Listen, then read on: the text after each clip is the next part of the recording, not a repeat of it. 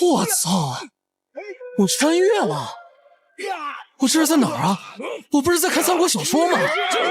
阴阳，喂！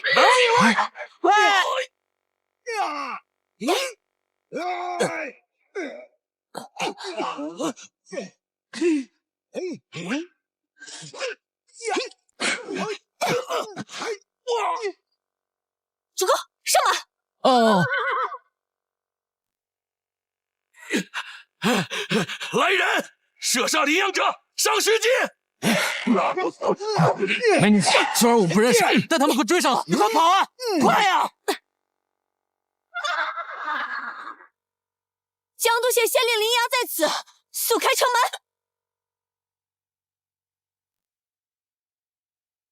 转！林阳，你个缩头乌龟，我看你能躲到几时？等我围攻江都县，把你饿成干尸！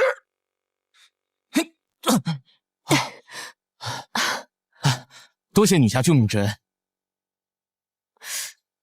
老爷，你到底是怎么了？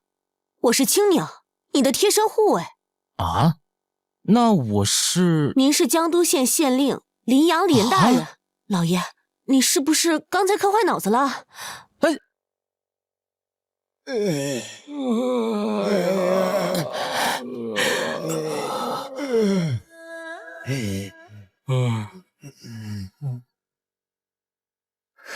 叛军围城月余，断了两党，如今城里已清。守城的将士们也断粮足足10日，快要撑不住了。王主簿为了活命，把你迷晕扔到了战场上。要不是我营救及时，你已经是个死人。穿越成县令，结果却饿殍遍野，军队随时可能哗变，这是什么天蒙开局啊？不对，你刚刚说是谁将我扔往战场的？您的副手王文贤，王主簿。吃里扒外的狗东西！走，跟我去县衙找他算账。可是老爷，这守城的将士们该怎么办啊？攘外必先安内，不将这颗老鼠屎给弄死，他会搅得这满锅腥。恭喜大人，请坐，请坐。下官代表几位同僚，恭贺大人升任县令。恭喜大人。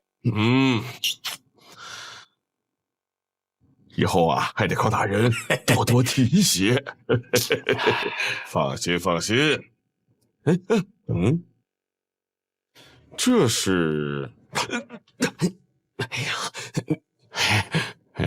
梨雨杯面，严谨做法，鱼头朝着您。对，朝着您呢。哎，大灾之年，这过分了啊！大人哪里的话呀？这灾都是林阳招过来的，林阳已经被叛军杀死了。大人一上任，哪儿还有灾年？对，这小子嘴学甜了，这话我也听。这我心里就慌啊，该不会这林阳没死吧？哎，战场之上，刀剑无眼，哪怕林阳有9条命，也不够死的。宋文昌要的是林阳的命，他不愿意去死，我就迷晕了送他去死。我就不信林阳他死不成。哟，林阳，大人，您回来了，至于？哎，至于？吃你妈鱼！呀，林阳，你太过分了，这是上好的鱼肉啊！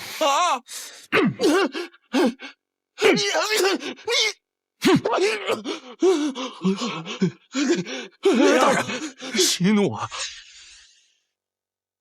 外面一子而食，你们却在这里大鱼大肉！你们这些鱼肉乡里的贪官恶官，将你们千刀万剐了都不够！青鸟，把他们给我押入大牢，明日阵前问斩，以定军心。是。报，林大人，将军让我传话，今日太阳落山之前，若是再见不到1粒粮，他就要开城投降了。投降？你们作为当兵的，怎能说出这样的丧气话？你以为我们想投降吗？大人，你去看看吧，弟兄们已经无粮可吃了，他们连系盔甲的牛皮绳都吃光了。要不是无路可走，我们又怎会投降啊？你去告诉李将军，粮食我会想办法解决的。林大人，你就别给将士们画大饼了。城内粮仓已空，城外粮道已断，你还演吗？林大人，王主簿说的是真的吗？粮食我肯定有，不会饿着你们的。你说粮食有，好啊，你打开粮仓给他看一看，看到底有粮没粮。等我干嘛？等我就有粮食啊！哼，还怪我把你迷晕了，扔到城外送死。我那是体恤浴血奋战的将士们，以及可怜城中的百姓。你可怜，你怎么不自己去死？凭什么伤害我家老爷？那是因为宋文昌要的是他的命，不是我的命。如果要我的命没关系啊，我可以送死，但是我死了救不了江都的百姓啊！哎，只有林阳死，才可以救江都于水火。你现在就宰了你！别太过分啊！大人，饶命啊！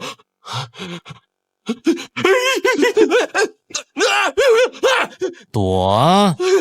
继续躲呀！林大人，您这别伤我，别伤我，我这开玩笑的，我向你开玩笑！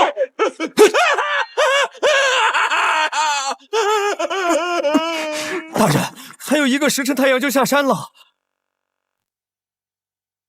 我接下来还有事，等我回来再收拾你。哼！就剩1个时辰了，我上哪弄粮食去？恭喜宿主成功绑定声望系统，消耗声望可兑换任意商品，商店可兑换白粥榨菜。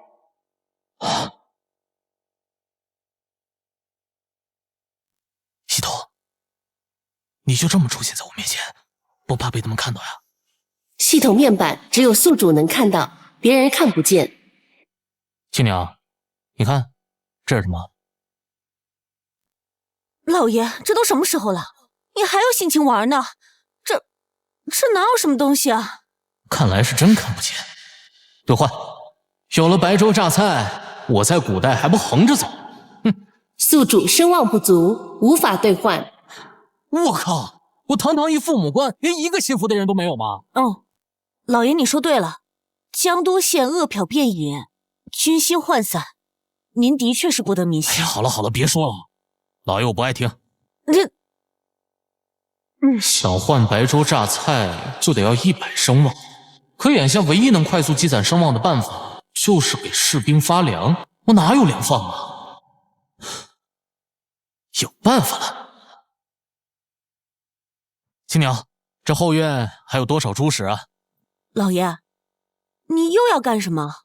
你甭管我要干什么，我问你，后院还有多少猪食？够不够士兵们吃上3天的？够。老爷，你是要给士兵们吃猪食？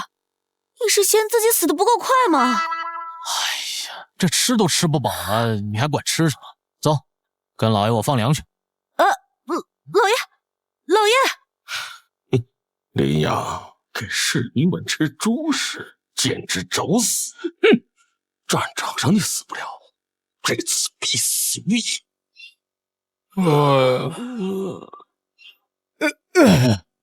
快把他送下去！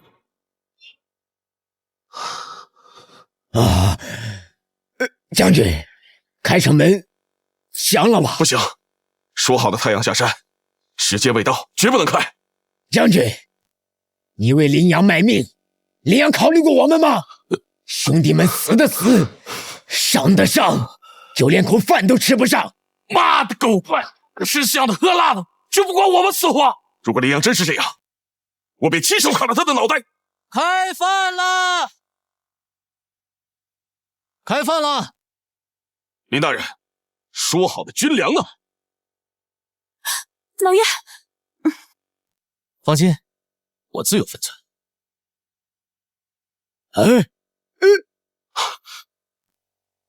麒麟的，我们拼死守城，你就给我们吃猪食啊！狗官，你自己吃香的喝辣的，拿猪食来糊弄我们？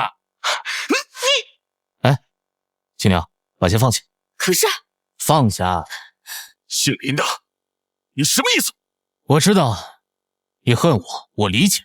倘若换作是我也恨不得砍了这没用的县令。可投降之后呢？那些战死的弟兄，还有饿死的百姓，他们可都白死了。若死我林阳一人，能换这全城百姓活，我林阳愿意死。可你们扪心自问，宋文昌会放过你们吗？他能放过这城中百姓吗？你们都说我林阳吃香喝辣啊，这就是你们所说的吃香的喝辣的。诸位弟兄，我们没有粮了，哪怕1粒米都没有。我找遍了全城，只找到了这缸糟糠和烂菜熬的猪食。你们都是我林阳的兵，是我林阳的子民，你们吃的苦，便是我林阳吃的苦，你们的命，便是我林阳的命。今日，我在此立誓，我与诸位同锅同食，同甘共苦。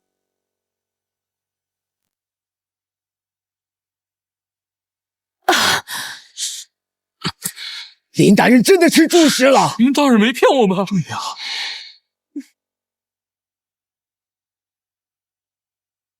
是与我同仇抗敌，还是砍了我的脑袋，献城投降？李将军，你选哪条路？你还算有点血性。不过，倘若一直没有粮，任凭你说的话再好听，我们也不会再信你。兄弟们，吃东西！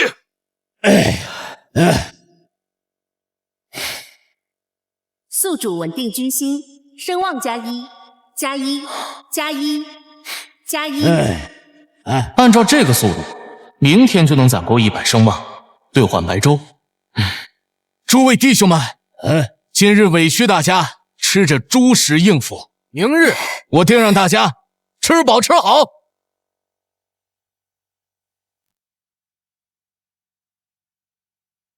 照这速度，到明天早上，我就能兑换白粥和榨菜了。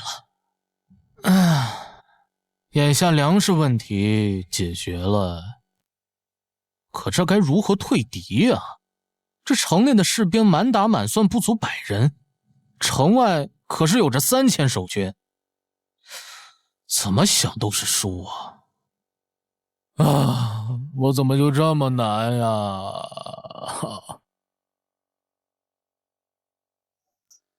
青鸟，你带着被褥干什么？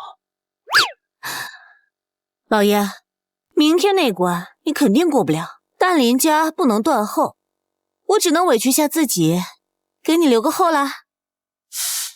青鸟，你就这么看不起你家老爷？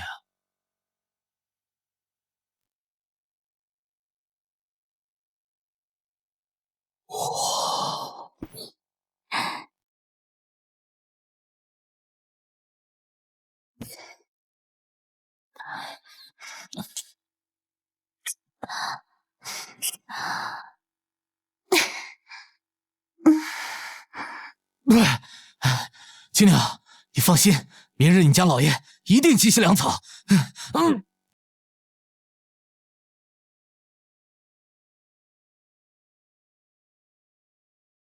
妈的，没想到让林阳这小子活着回来了。哼，不过就算稳住军心又如何？只要我给宋文昌禀报城内实情，到时候里应外合，你必死无疑。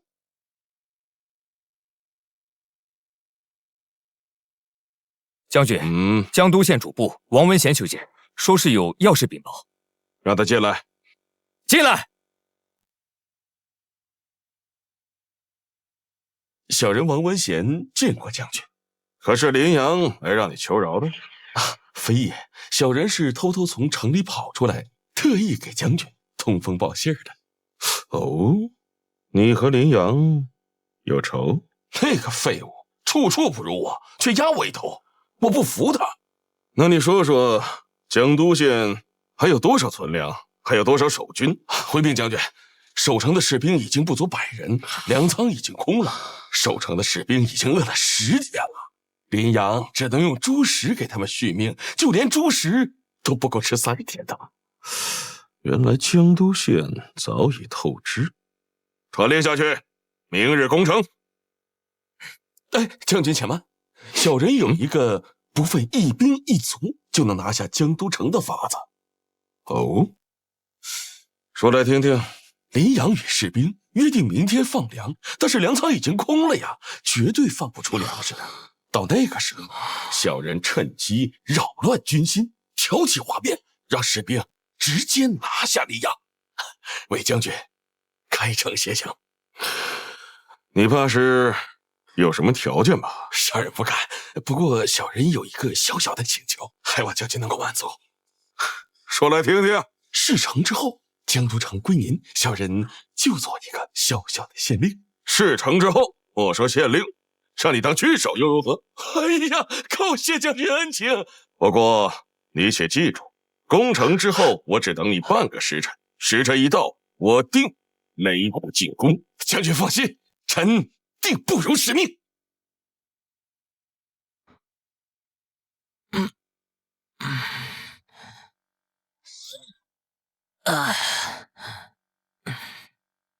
系统，声望100。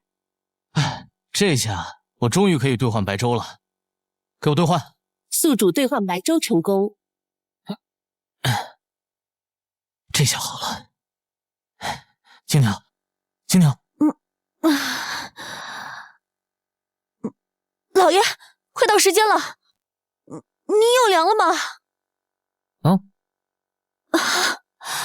哎，你别急嘛。老爷，不会又是猪食吧？到时候你就知道了。兄弟们，开饭了！锦麟呐，弟兄们拼死守城，你还给我们吃猪食？昨天怎么答应我们的？反了他，反了林阳！我们要开城投降！弟兄们，你们何至于此啊？林阳，你以为装模作样的吃一口猪食就能把大家哄住吗？你休想！王主播，你个狗东西！我不找你算账就算了，你居然还敢自己送上门来！我作为主播，本来是要过来慰问一下将士，没想到浴血奋战的将士们吃的竟然是这种东西，龟缩在城里，用猪食吊着大家一口气，实际上是想让大家替他挡宋将军的刀啊！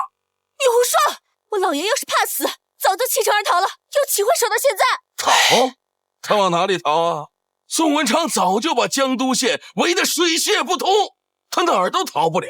将士们，咱们为这样的人去卖命，值得吗？你们不觉得亏吗？咱们降了吧！你们即使不为自己考虑，也要为家中的妻儿老小想一想。难道你们要让家里人就这么白白的跟着林阳去陪葬吗？哎呀，王文贤啊，我真是没看出来，你还长着一张颠倒黑白的尖牙利嘴。我说的是句句属实，句句扎心，是不是扎到你心窝子了？本官说话岂能轮到你插嘴？青鸟，掌嘴！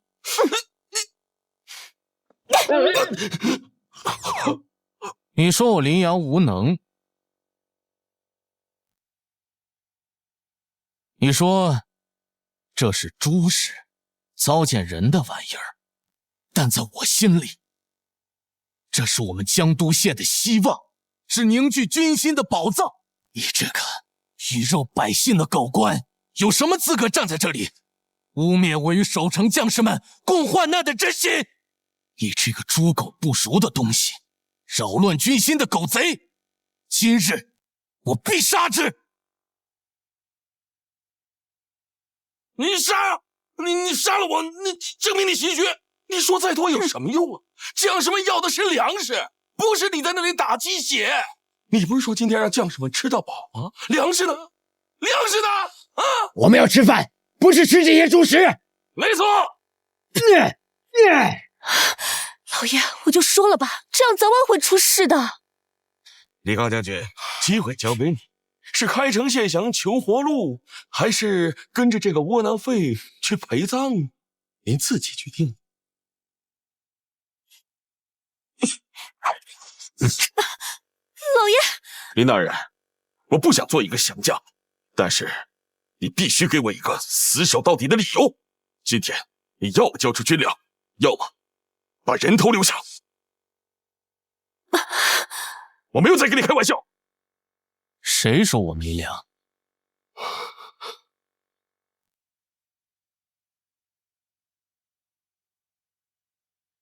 倘若我这缸里装满了能让将士们吃到饱的白粥，你还降不降？林阳，你死到临头了，还挣扎什么？江都县上下没有一粒米，你拿什么熬粥啊？我问的是你吗？李将军。李将军，事到如今，你还想什么呀？这个林阳就是骗人的。你要不信，我现在就跟他生死对赌。哦，赌命？没错，就是赌命。你这缸里要是有白粥，不用你动手，我把自己脑袋砍下来给你。可这里面要是没有粥，我要你人头落地。好啊，我跟你赌。大人，李将军，你意下如何？说这缸中真有白粥，我李刚这条命任你驱使。磨磨唧唧，你开不开？你不开，我来开。哼，看到了没？这缸里根本就他娘的没有白粥。哼，林阳，领死吧！我不是在做梦吧？这缸里真有粥啊！这怎么可能？哪来的白粥？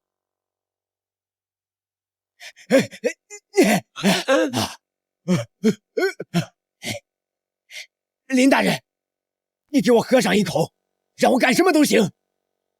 别急，白粥呀，每个人都有，而且从今天起，这白粥够。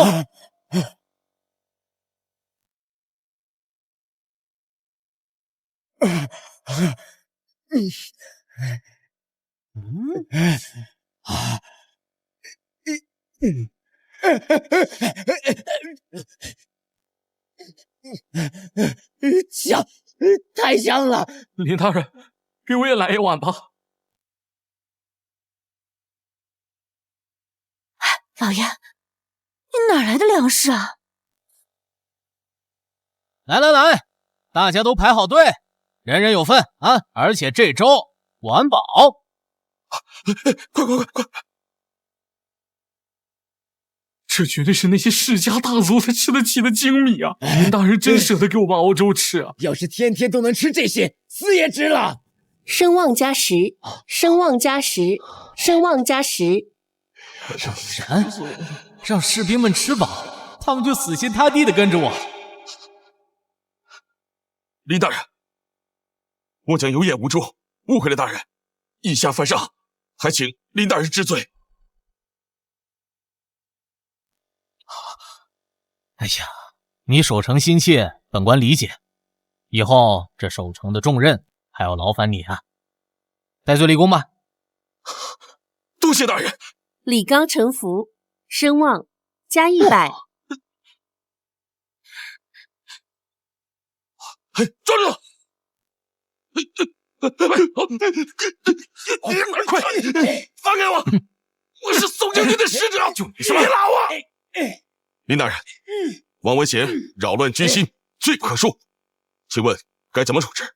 凌迟处死。是。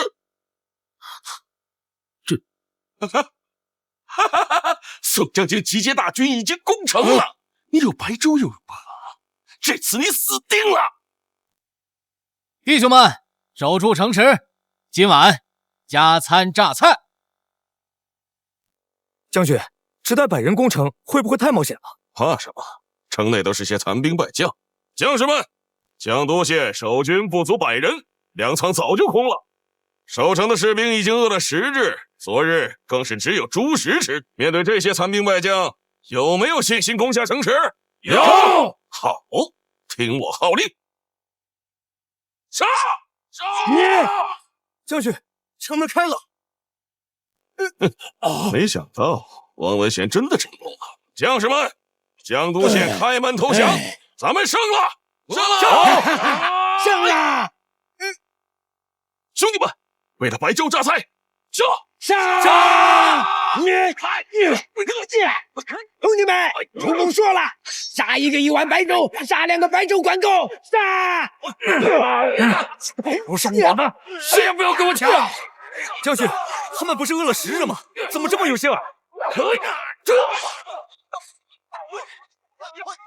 快跑啊！不许撤！不许撤！将军，大营到此地还有些距离，来不及驰援，撤吧！妈的，王文贤这个骗子！撤！回师继续围城！撤了！撤了！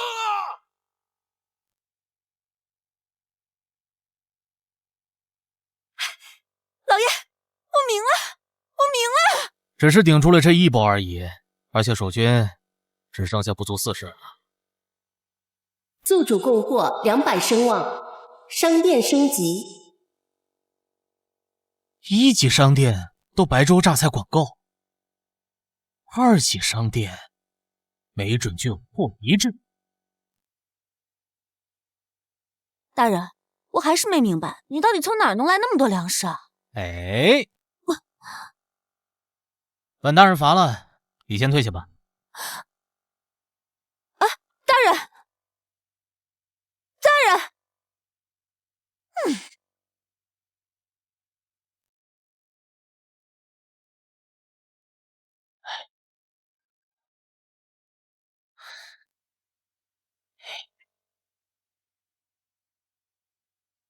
系统，商城里出现新的商品：泡面、火腿肠、卤蛋，每个2声望。这白粥跟榨菜都让这群士兵死心塌地，那有着泡面3件套，他们不得跟着我造反呀？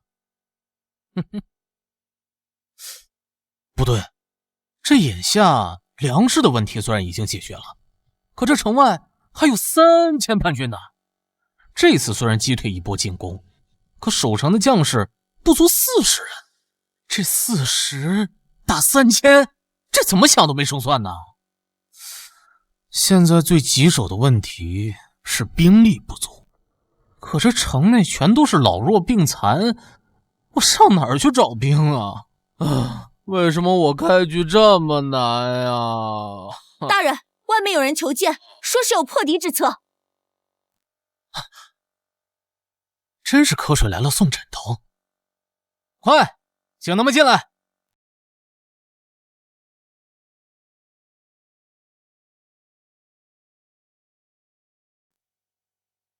参见县令大人。先生，免礼。快请坐。金牛，快去给先生开茶。是。林大人，不急。若在下无法解决城中的燃眉之急，这茶也不用喝。这先生如此自信，定有大才。好，先生，请讲。敢问林大人，这城中的世家大族都已尽数逃走，是否属实？正是如此呀！若非那些贪生怕死之徒弃城而逃，我江都县又怎么会落得如此窘境？这些世家大族向来都有囤粮的习惯，在仓皇逃难之际，囤粮不可能尽数带走。大人不妨抄其家，夺其粮，以解城中的燃眉之急。抄家抢粮？哼！还以为他能提出什么退敌之策，原来是解决粮食。我有系统在手，粮食管够，哪用得着你？大人不用觉得不妥，这世家大族弃城而逃已是不仁。大人若是在意自己的名声，大可以对外宣称是这些叛军入城，抄了这些世家大族的家，与大人无关。好家伙，这人比我还多啊！不知先生是何名讳啊？草民程昱，字仲德。程昱，乱世第一毒士。俗话说损阴德不损仲德，说的就是这个主儿。不行，我得想办法把他留住，不然落到别人手里当谋士，可有我受。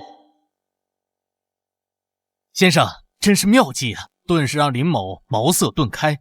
然我这城中事务繁多，日后还需要先生为我多出谋划策，不知先生可有去处？若无去处，可以在我这里暂且先住下。这行吧，帮人帮到底，在解决这叛军入围之前，在下都不会走的。青鸟，快带二位先生去客房休息。是。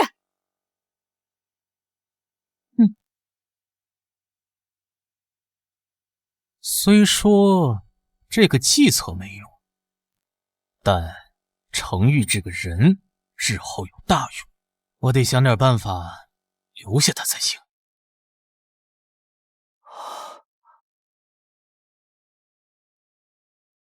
先生，这县令人态度倒是不错，给咱们安排的是上好的客房。我要的不是这些身外之物，而是一个聪明的主君。若是这林阳听不进我的谏言，那留在这儿也是无用。你且去打听打听，看这县令是否查抄了事情。是，先生。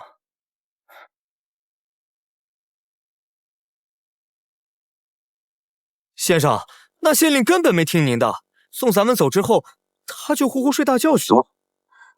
什么？江都县也是油尽灯枯，查抄世家是唯一的出路。没有粮食，守城的将士必然哗变。这江都县被破者是迟早的事。真是块朽木，不可雕也。先生，那咱们怎么办？你去找2身破布衣裳，明日一早我们就离开。先生，已经收拾好了，可以走了。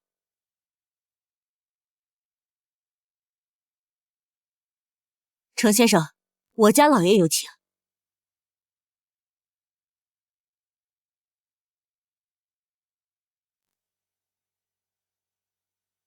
我这江都县寒酸可有待你用？不然先生怎么刚来就要走呢？不好，昨天我已暴露才智，林阳不用，定是要今日杀我灭口。过会一邀，林大人，要杀要剐，直接来吧。先生过虑了，这叛军围城，我正要去城门口放粮，想要先生与我同行，给我指点一二而已。当真如此？江都县已无余粮，大人，您又没有抄家事情，如何放粮？先生，你随我来便是。开饭了！就算有粮，也定是白水煮菜。为何这些将士这么听话，没有丝毫怨言？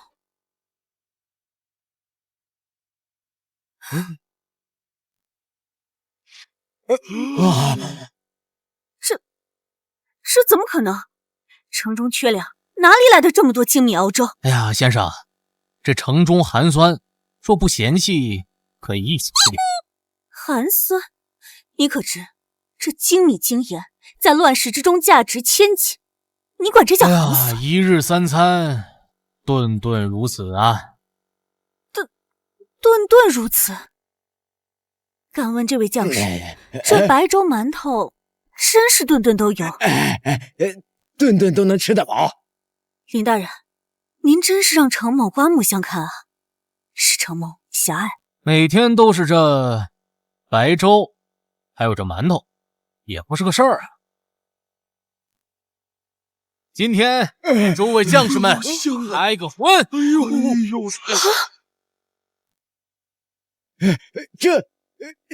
这是肉，这是给我们吃的。当然是给你们吃的了，来尝尝。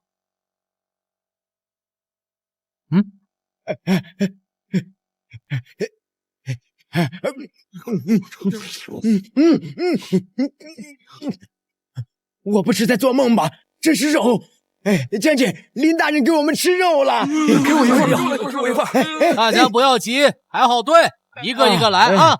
这肉蛋肠啊，每个人都有。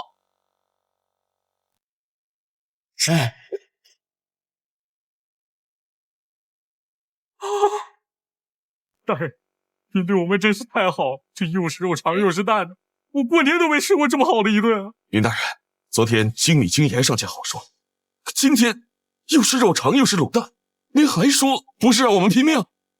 林大人这么慷慨，为了这口吃食，拼了命也值。说的对，不就是一条命吗？我生下来都没吃过这么好的一顿。林大人，我这以后我跟着您干了。大人威武！大人威武！大人威武！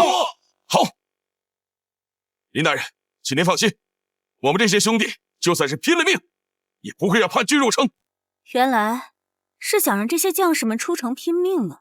怪不得舍得拿着肉蛋来当军粮。哎，你们都误会了，我是体恤将士们苦寒，特意给将士们加餐的。从今天开始，135白粥和馒头，246面蛋肠，我够。林大人，这你说的是真的？我林阳说到做到。林大人，您便是小民虎寻的明主啊！收服谋士程昱，声望加300。这次这都围城半个月了，江都县早就没有粮食了。这林阳怎么还有如此强的战斗力？难道江都县还有粮食？这将军，咱们就算省点吃，也只够3日了。若是还拿不下江都县，咱们反倒先扛不住了。林下去，混在灾民中的刺客该行动。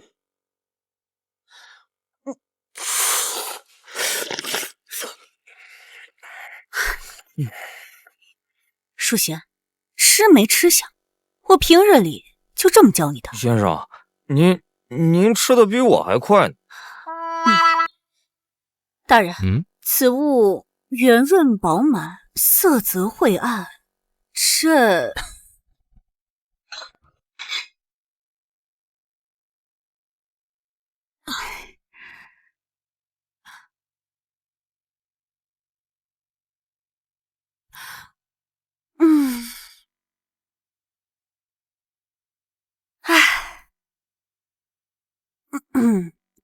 大人，此物似笔非笔，似剑非剑，这……大人，草民不是这个意思。这城中的粮草管够。大人，咱们到底还有多少余粮？我的粮草取之不尽，用之不竭，说出来不得吓死你？粮食的问题，先生就不用担心了。只是目前这叛军围城，若是他们鱼死网破，以目前的兵力，怕是很难抵挡得住啊。大人，谁说兵力不足？城中灾民都是你的兵力。狗哥，这都几天了，再不动手，真的要饿死了。催什么催？总将军说了，没接到消息，不许大嫂进蛇。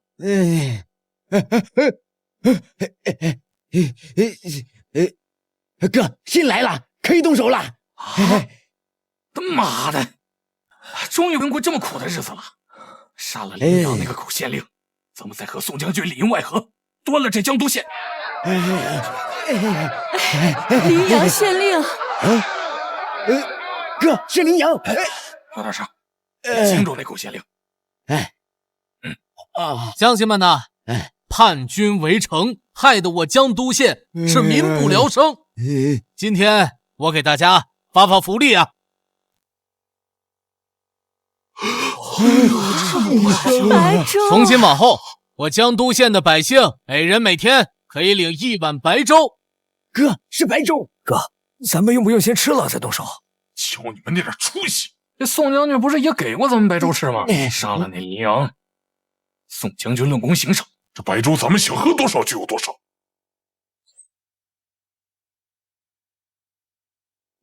还有，哎呦，这是我江都县参军的用餐标准：卤蛋、肉肠。只要你们谁肯参军，这些东西管够。哥，这童军能吃肉吃到饱。哥，要不咱们叛变吧？哥，傻瓜，这江都县的粮草早就吃光了，他哪来这么多粮食让你们吃饱？再说了，等我们杀了林阳，再配合宋将军拿下这支城池，咱们也有肉吃。狗哥，那可是肉啊！宋将军都没吃过，他怎么可能赏给咱们呀？闭嘴！再说叛变的话，老子现在立马杀了你们！林大人，我举报，我们这儿出现了一个奸细，就是他！就他！他是潘营头子孙伟强派来的杀手，为的就是杀您的！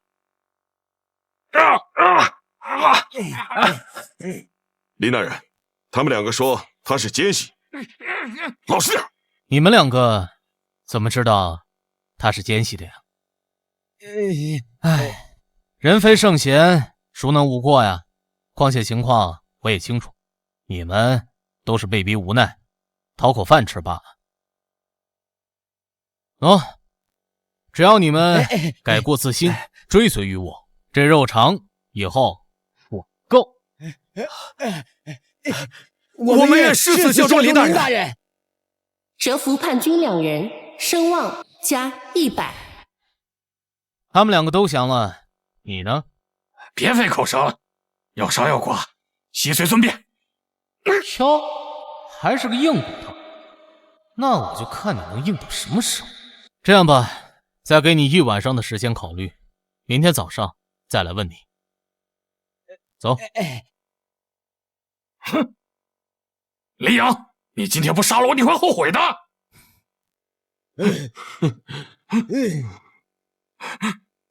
你们想干什么？干什么？我们要揍你！狗贼，林大人给你吃的，你还做奸细，看我们不打死你个白眼狼！要是因为你害得我们吃不上白粥，我们非打死你不可！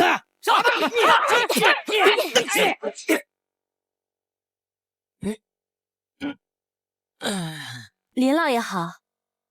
你好，你好。老爷，我来给您更衣。去吧去吧。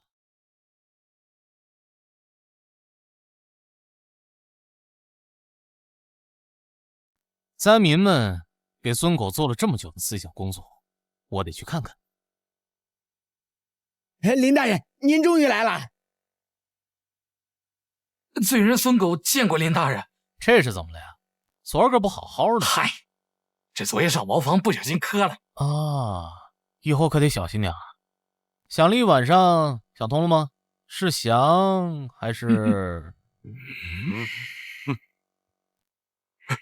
想？林大人，我真的想了。林大人对我如此深，我全将仇报。林大人，我简直猪狗不如啊！从今天开始，我孙狗这条命就是大人您的了。折服叛军孙狗，声望加300。知错能改，善莫大焉。来人，加餐。来了。孙狗，林某我有一件事情想请你帮忙，不知赴汤蹈火呀！林大人，你附耳过来。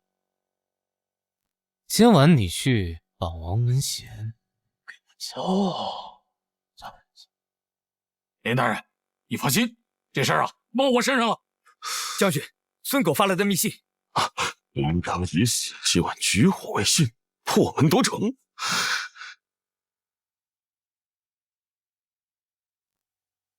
将军，信号来了！兄弟们，跟我杀进去！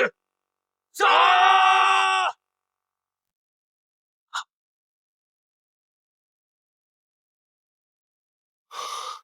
将军，这是怎么回事？为何如此安静？这还用问？定是那林阳狗官已死，江都县群龙无首，守城的士兵弃城而逃了。将军真是有勇有谋，不费一兵一卒就夺下一城。林阳啊林阳，你这乳臭未干的毛头小子，还想跟我斗，简直痴人说梦！将士们，今晚我就以江都县为跳板，谋划天下，称王称帝。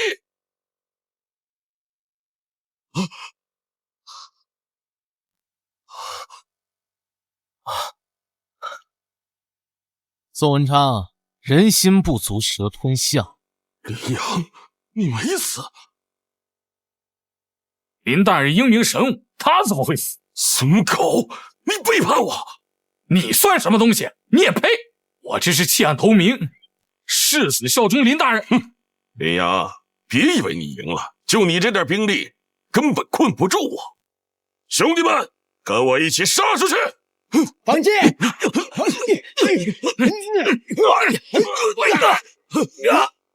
快退！我们中埋伏了！兄弟们，杀敌立功的时候到了。林大人已经帮我们准备好了泡面、肉肠和卤蛋，就等我们凯旋而归。为了肉肠和卤蛋，肉肠和卤蛋都是我的，谁都别想和我抢！不是说江东县缺粮吗？再回公司用吗？顾不了那么多了，杀出去就能活。宋文昌，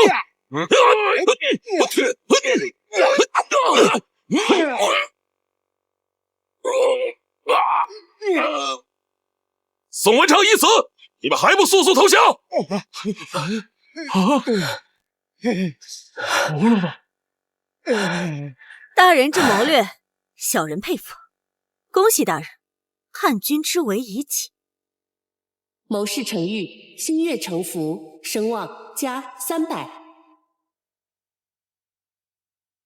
郡守大人，江都县传来最新战报，战况如何？哥，这还用问吗？3000打200，怎么守啊？哎呀，不过这群叛军还真是废物，围城半月才打下江都县。废物不是更好啊？传我军令，让驻守城外的5000精兵入城，平定叛军。哥，我不理解，既然你有兵，为何不直接灭了叛军，还让我带着城内的世家弃城而逃啊？蠢！江都城是军事重地，叛军入城那就是林阳守城不利。即便他侥幸得活，我随时可以砍了他脑袋。而我率兵入城平定，在朝廷那是大功一件。林阳被灭，江都城被我全权掌控，一箭双雕啊！哥，高啊哥，你还真是算无一策。林阳这个废物，恐怕到死都不知道自己是个替死鬼。大人，江都城并未失守啊，林阳守住了。什么？传的什么狗屁战报？200打3000怎么赢？你可知谎报军情可是死罪？大人，您就算给我10条命，我也不敢谎报军情啊！好，那你说说，林阳怎么守住的？说不出来，今天我弄死你！二位大人，冷静啊！二位大人稍安勿躁。你是何人呢？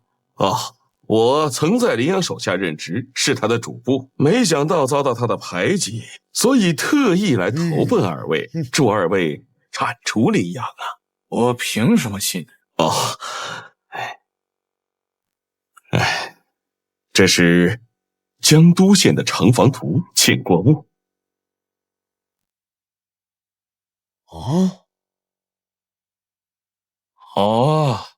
有了这城防图，攻破江都城如探囊取物啊！哥，那还等什么？赶紧发兵啊！二位大人且慢，小人有一个兵不血刃就能拿下江都城的法子，能守得住城，但是未必能治理好城啊。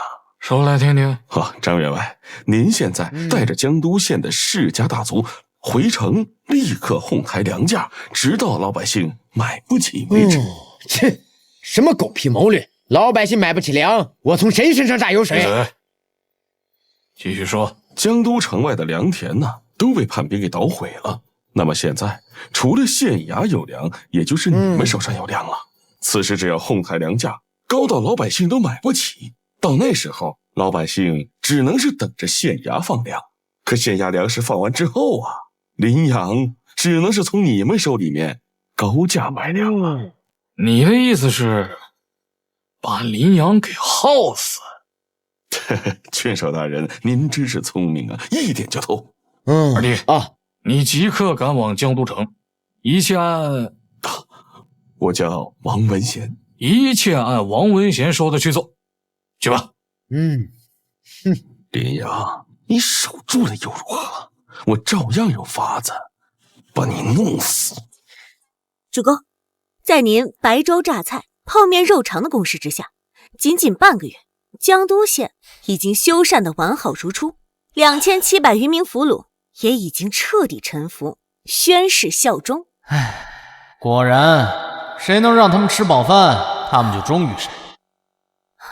主公，您这样放粮，臣担心会有所反噬。你是担心我没粮吧？主公，既然您让我主理政务，那就必须得让我知道，咱们江都县还有多少存粮。我的存粮够3万大军吃喝10年。什么？3万大军吃喝10年？这很多吗？这我都少说了。要是让你知道我有系统做靠山，粮草无穷无尽，你不得疯了？主公，您可知何为精兵？战乱之年，兵强马壮，只要能吃饱的都是精兵。如今咱们江都县存粮充裕，只要能够组建3万大军，那么您的手里都是精兵。那照这么说，别说3万，只要人够多，30万、300万精兵我也能有啊！好，立刻给我征兵！老爷，大事不好了！城中的粮价翻了天，一担糙米竟然卖到了300钱。什么？究竟是何人敢把米价给我炒到300钱？这是不想让老百姓活呀！是之前弃城而逃的世家大族吗？领头的是张家的张超。主公，这张超是与你有仇吗？这分明就是冲着您来的呀！张超不是郡守张宏的胞弟吗？之前张宏跟我讨要过江都县的管辖权，不过我没给。原来如此，我明白了。这郡守张宏就是想要以江都县为基，图谋天下，而您则成了他的绊脚石。之前的叛军恐怕也是他的手笔，想要借刀杀人，等叛军破城之后再平息叛乱。不对，这张宏兄弟2人没有这个脑子，他们背后定有谋士。青娘，王文贤自叛军之围后，是不是下落不明？没错。难道说张超兄弟2人背后的谋士竟然是王文贤？我觉得也有这个可能。哎呀，这个臭虫怎么那么难缠啊！主公，程某有一计，可以驱虎吞狼，让他们搬起石头砸自己的脚。哦，程先生有何妙计？快快讲来。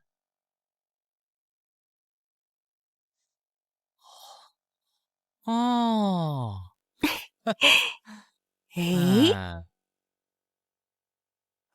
我听说这县太爷征兵，军营里顿顿都有白粥榨菜，偶尔还有肉肠吃呢。就咱们笨手笨脚的，投军也没人要啊，还是老老实实买粮吧。昨日粮食300钱一担，我砸锅卖铁才凑了1担的钱。这是300钱，先卖我，卖我也要我。这700钱，你怎么不去抢？粮食就这价，没钱，没钱去死啊！你们张家就是这样做生意的，合起伙来坑骗百姓吗？这是啊！我告诉你，米价还会涨价，你们今天不买，明天你们更买不起。乡亲们，这张家为富不仁，咱们砸了他的民铺，抢粮食，敢在我们张家闹事儿，找死啊！老乡。他们是世家，我们惹不起，咱俩先凑一凑，先买1担回去吃吧。啊，伙计，给我们来1担吧。不好意思，现在又涨价了，1000钱。你这米是金子做的，买不起就滚，哪儿那么多废话？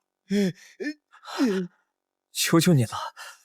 我家老母还等着糙米下锅呢，700钱我也愿意买，跪下也没用，1000钱少1分我都不卖。你们为富不仁，鱼肉百姓，林县令是不会放过你的。卖米了！卖米！卖米了！卖米了！是林老爷的侍女。林老爷卖米了。青鸟小姐，这米怎么卖？便宜的，2000钱一担。啊！2000钱？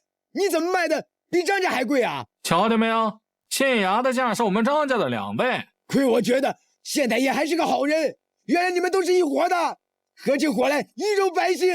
啊，别胡说八道啊！我卖的可是粒粒饱满的精米，这市场价至少3000钱一担。还真是精米。不过这精米有什么用啊？我们要的是吃饱，而不是吃好啊。就是，就算你那米是市场价最低的，我们没钱买，不还是挨饿吗？是啊。青鸟，你拿着这些精米给我去张家米铺卖。老爷，乡亲们连糙米都吃不起了，哪有钱买这些精米啊？谁跟你说我是卖给老百姓的？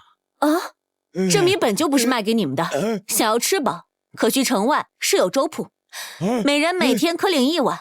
青鸟小姐，你说的都是真的吗？县太爷亲口下令的，还能有假？感谢县太爷，县太爷真是好官呐！故弄玄虚。是啊。哎，老爷，你看，正说着，这人就来了。来，给2位老爷说说，林阳最近有什么动作？有什么动作？卑鄙无赖，放粮呗。张公子这招釜底抽薪，吃死他林阳！敢跟张公子作对，那林阳就是找死。来说一说林阳最近的丑态。老爷，林阳没有放粮，反而还高价卖粮，2000钱一担呢。什么？2000钱一担？这林阳疯了不成？我见过贪的，还没见过这么贪的。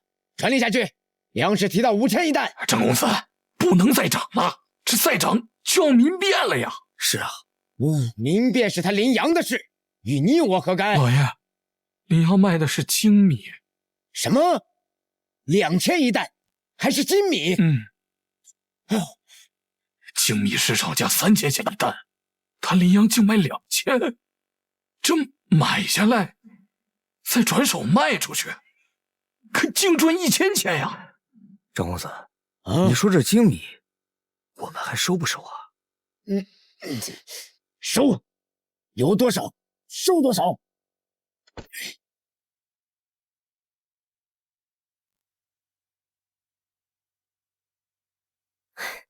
主公，你为何不听我的，反而去卖什么精米？老百姓哪有什么钱买精米？您这样比价，不就助长了张超的气焰，让百姓们无米可买吗？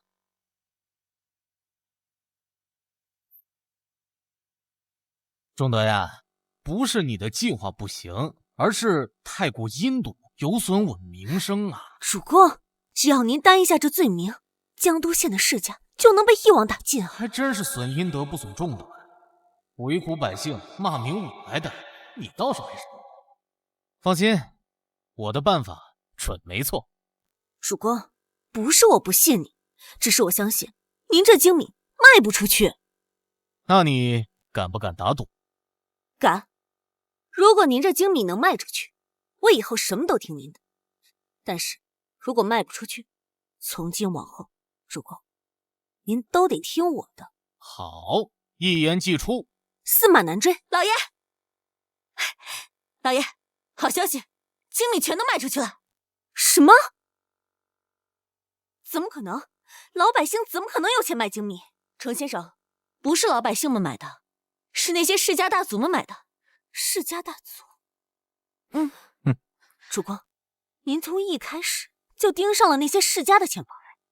没错，那些世家平日里鱼肉百姓也就算了，他们趁着江都县被围的时候，自己早早的卷铺盖走人。我一定要让他们付出代价。可是主公，您低于市场价1000钱的价格卖给他们，转手那些世家就能够高价卖出去。您这样不白白给他们送钱吗？ No no no。 什么呢？安逸话，非也的意思。他们不是想倒卖精米吗？那也要能卖得出去才行。青鸟，在。传我的命令，即日起封城，一只苍蝇都别让它飞出。是。张超不是要倒卖精米吗？我现在看他怎么卖得出去。是啊是啊。老爷，按照您的吩咐，花光了府里所有的银两，一共买了3万担精米。3万担，也就是3万两白银呐。张公子，还是您厉害。林阳这小子，他根本就不是您的对手。哎，王家主，你也不差呀，倾尽家产买了2万担，那也是1万两白银呀。我家产不多，倾尽全力，也只是买了1万担而已。这如此说来，林阳此番给咱们送了足足有6万两白银。这林阳还真是个送财童子啊！还是张公子您厉害。就是这么涨了几次粮价，这逼得林阳这小子断尾逃生啊！我就说跟着张公子混，一定能赚得盆满钵满。行了行了，这有了粮食，还需尽快运至洛阳，这钱进了兜里才叫踏实。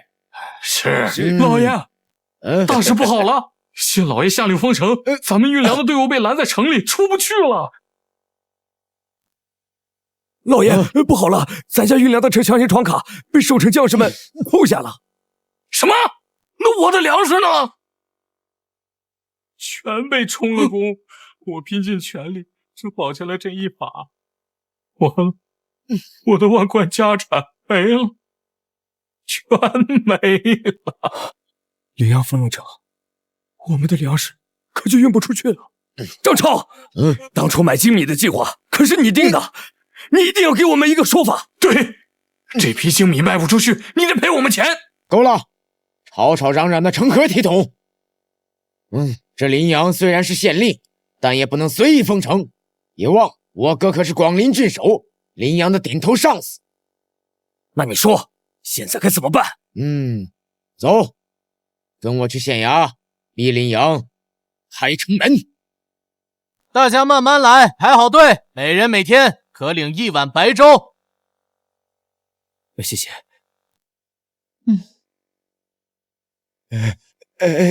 谢谢。那些世家大族们一袋糙米就卖1000钱，林大人用金米给咱们熬粥喝，而且还免费。林大人，你真是个好官呐！诸位父老乡亲们，你们放心，只要我林阳在这江都县1天，我就保证不会有人饿死。哎呀，青天大老爷！布施的声望涨得太慢了，有没有什么快速增加声望的办法？滚开！我的粥，我的粥，你们还我粥！哎呀！张超，这里是县衙，还轮不到你在这里嚣张跋扈。少他娘的废话！我问你为什么封城？这城外有叛军围城，这城内又有刺客暗杀，时局动荡。我为了诸位百姓们的安危，所以才封的城。好，算你有理。就算封城，为何阻挠我做生意？天地良心呐！你们把粮食炒成天价，我都没管。我什么时候阻碍你们了？还在狡辩？没有阻挠，为何不让我的运粮车出城？程月，我下令的时候有说过不让运粮车出城吗？主公，是下官怕诸位的粮食被山贼抢夺，所以才下令不让出城的。主公，你不愿意背负骂名，就让我背黑锅呀！少他娘的放屁！老子自己的粮食就算被抢了，也轮不到你们操心。我劝你赶紧开城放人，否则我上报郡守，告你滥用职权，摘了你的乌纱帽。你确定？哎，张公子，要不就算了，这精米在城内一样卖。是啊，咱犯不着伤了和气。林阳，就算你困住我又能如何？你手里的金米都被我们买光了，在城内老子一样卖。谁告诉你我没精米了？什么意思啊？难道你还有金米？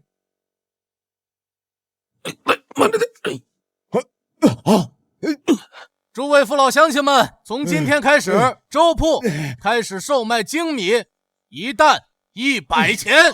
这么便宜啊！100，老子的米是声望换的，要多少有多少，我玩死你！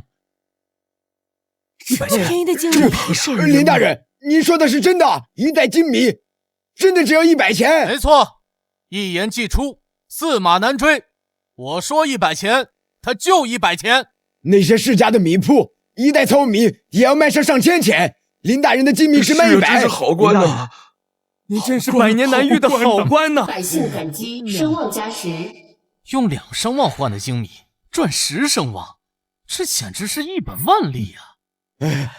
张公子，这可怎么办啊？这林阳故意降低价格扰了市场，这样下去，咱们的精米就卖不出去了。当初买米时，可是花了2000钱一担，要是100钱一担的卖出去，这不是纯亏吗？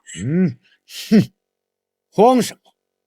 这些精米都是由糙米加工而成，江都县良田被毁，还被咱们买了6万担，这林阳手里还能有多少精米？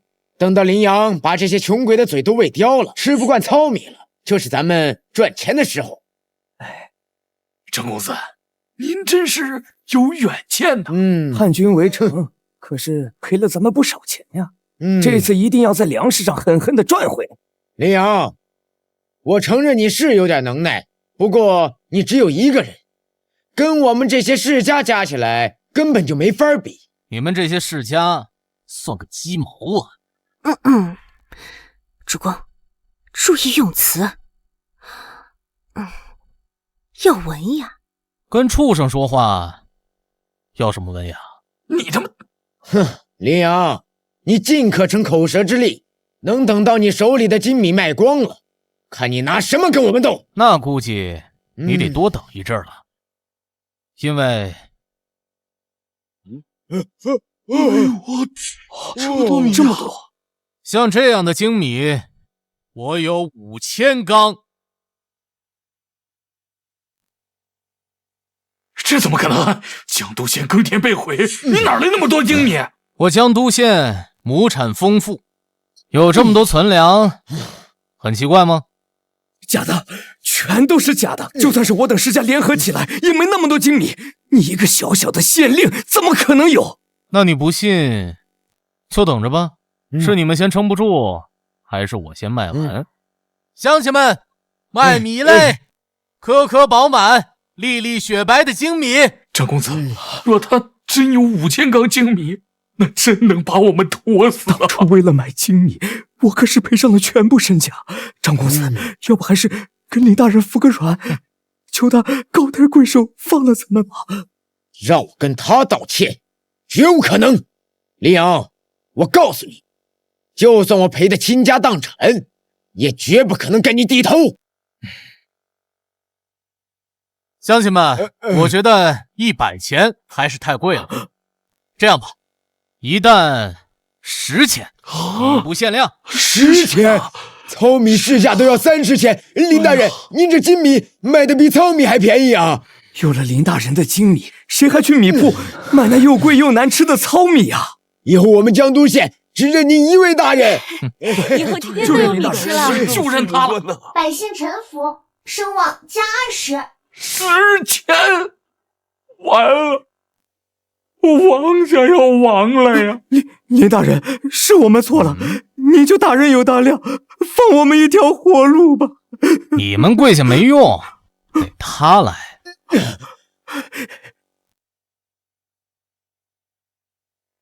张超，你竟敢得罪林大人，赶紧跪下道歉！区区几万两白银就让我下跪，痴心妄想！诸位啊，本来想给你们一个改过自新的机会，奈何有人他不服管教啊！既然如此，那你们就等着你们的精米发霉吧！这干什么？造反！张超，你公然哄抬良家，和林大人作对，林大人给你一个赎罪的机会，你还不好好珍惜？跪下！你赶紧给林大人磕头道歉呀！你可不可？你可不可？林阳，今日的事我全都记下了，我一定会如实上报给广陵郡守。你的属下王主簿正带着江都县城防图投靠我哥，等到2万金兵压境，我希望你还能硬气。还有你们2个，一个我都不会放过。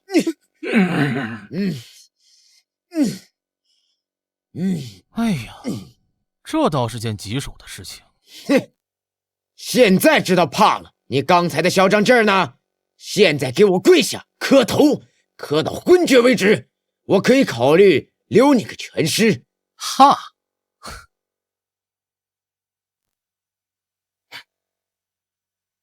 我这个人收买人心，总共有3招：请客斩首。哼！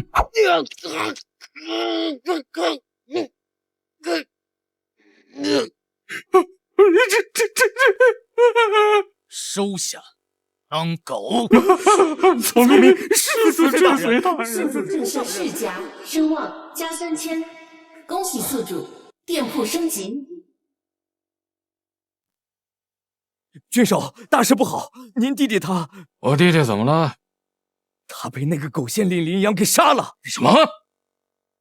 那林阳嚣张至极，他当着江都县所有百姓的面说，他弟弟张超是被我杀的。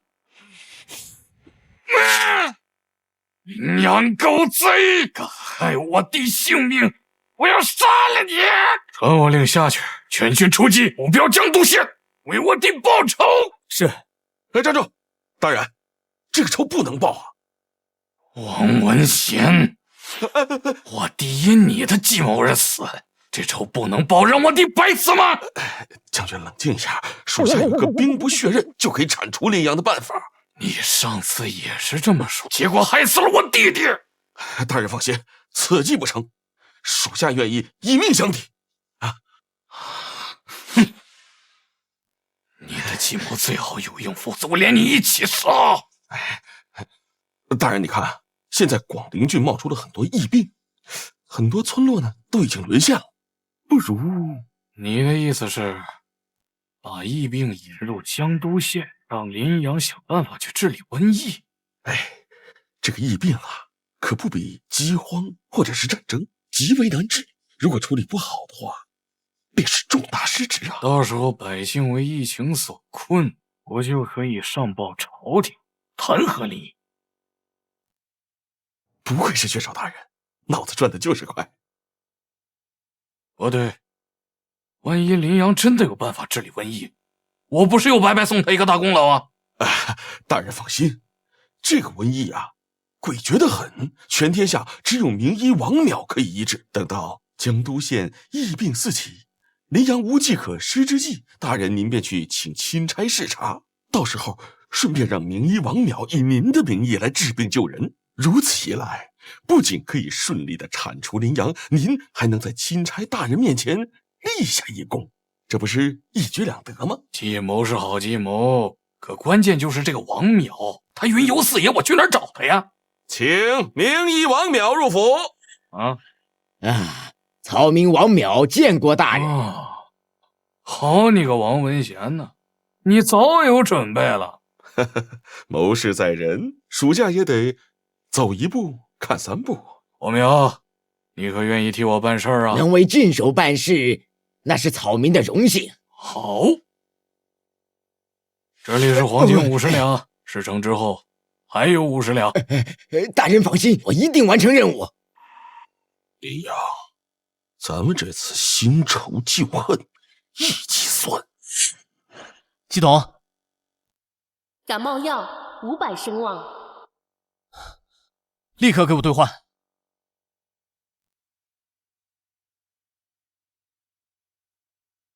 在这古代，小小的风寒都能要人性命。我有这感冒药在手，那不就是降维打击吗？主公，目前城中响应征兵者已有3000，江都县守军已有1万。程玉，你这是怎么了呀？没事儿，可能最近事务繁忙，熬夜过多。哎呀，程玉啊，这人的精力是有限的嘛，你要多注意休息啊。哎，程玉，程玉，醒醒！程玉，王玉身形为何如此瘦小？青鸟，快去叫大夫。是。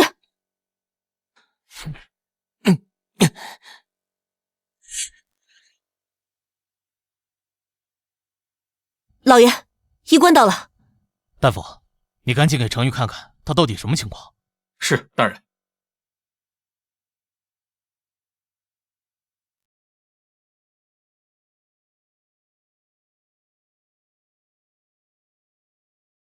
回大人，军师是感染了风寒，所以才会虚弱病倒。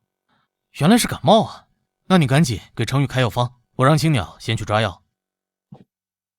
大人，恕卑职无能。军师感染的风寒是最近流行的疫病，目前无药可解，我实在是无能为力啊。疫病？什么时候的事儿？回老爷，之前这疫病是在广陵郡的周边爆发的，最近才流传到咱们这儿。本来程先生是要跟您汇报这件事的，没想到他居然已经中招了。那江都县的疫病怎么样了？现在全城4万余百姓，已经有1半感染疫病。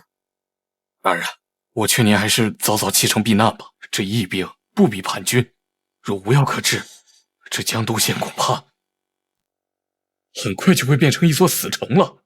我拿现代的药治古代的病，那不是降维打击吗？你们不用担心，这病我有药能治。大人，您难道有学医的经验？没有啊。那大人，您的药是哪位名医传给您的秘方？不是，这药是我自己研究的。大人，这疫病诡谲的很呐，连我行医10余年都束手无策。您没有过学医的经验，那您这药怎会见得会有效啊？我虽然没有行过医，但我这药保证药到病除。老爷，您有这吹牛的功夫，还不如想想有什么其他办法能够医治军师呢。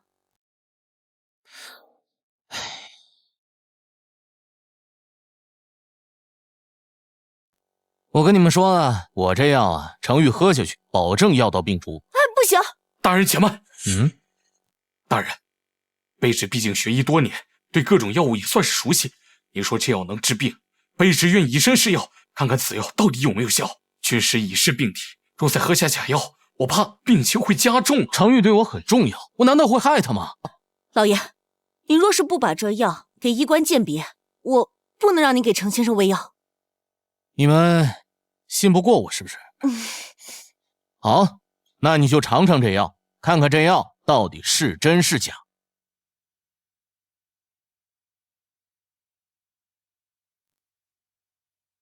这是……难道大人的药真的有用？大人，您这分明就是甜水，这哪里是药啊？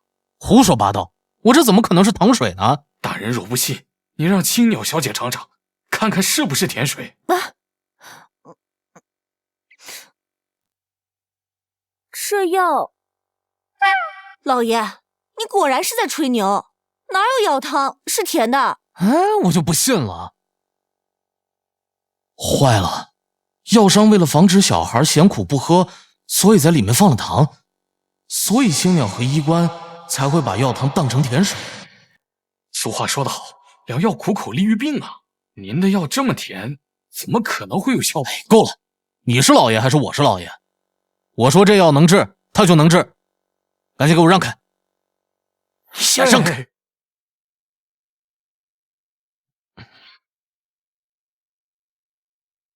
慢着，这要出事了，我可管不了啊！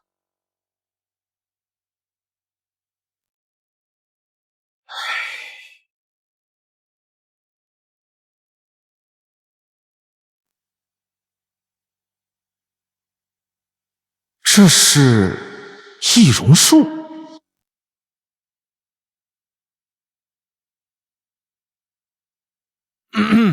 那个程昱刚喝下药，你们就退下吧。是，我倒要看看面具之下到底是谁。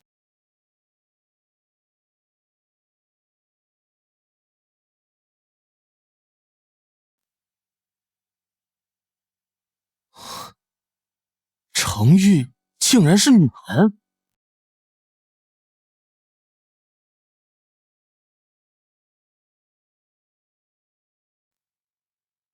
程昱为何要隐瞒身份？他究竟有什么难言之隐？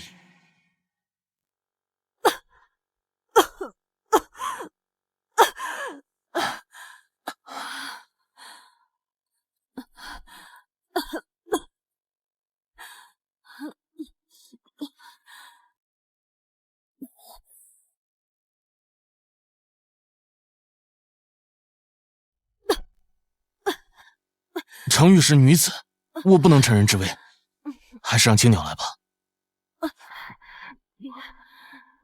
别走。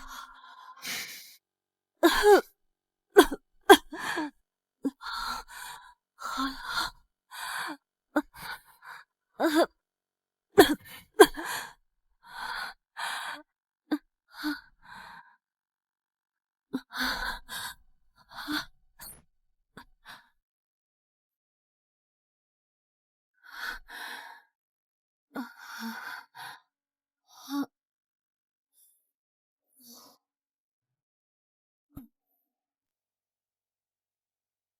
看来药效发作了。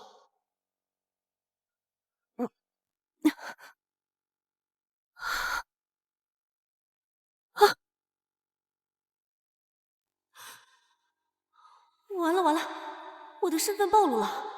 不行，江都县不能待了，我得赶紧走。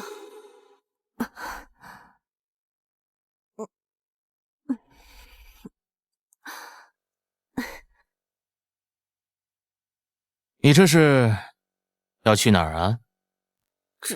主公，我现在该叫你程先生，还是该叫你程姑娘？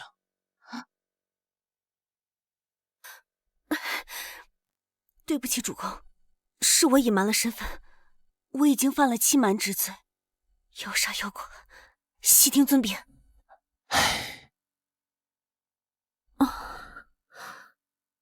什么欺瞒之罪啊？哪有那么大的罪过？况且你大病初愈，我又怎么舍得责罚你呢？不过你事先隐瞒，确实该罚。主公，您说，不管什么责罚，我都承担。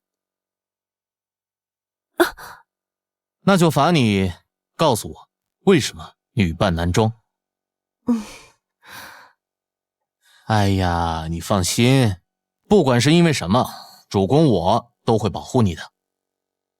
主公，现在还不是时候，等到了时候，我会告诉你的。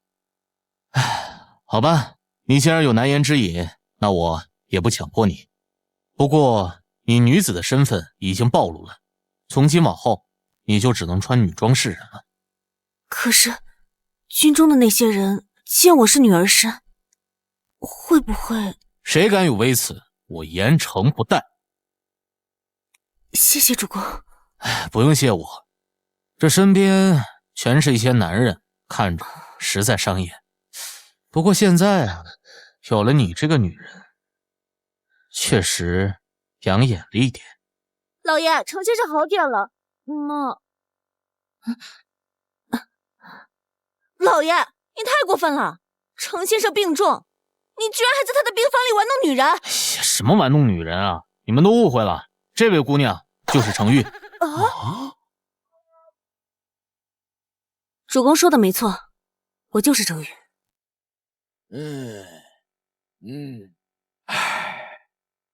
大人您看，这就是江都县，曾经是江陵郡最富庶的一个县，如今就搞成了这个样子。这一切呀，都是因为县令林阳管理不当，才造成了江都县百姓民不聊生啊。殿下派我来视察江都县如何，我自有分辨，不用你说。那个林阳是好是坏，亲自看了才知道。是，大人说的对。救我呀！这是……好像是医官在施药啊。那走吧，我们过去看看。神医，求求你救救我吧！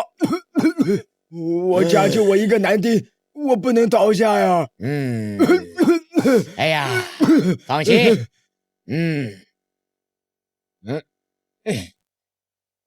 喝了我这副药，管你药到病除。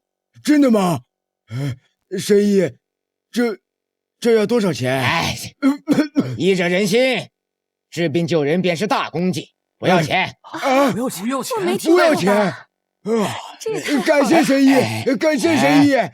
不用急着谢我，把药喝了，管用了再谢也不迟。这医生可真是个大好人啊！会有效果。不渴了。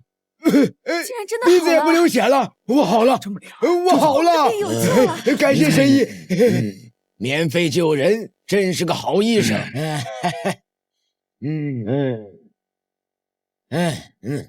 哎呀，我在广陵郡行医无数，还是第一次见到疾病如此严重的县。也不知道你们的县令是干什么吃的，治理无方，害你们染病受罪。若不是我今天赶到，你们就受苦了。是啊，感谢神医，感谢，感谢。下一个，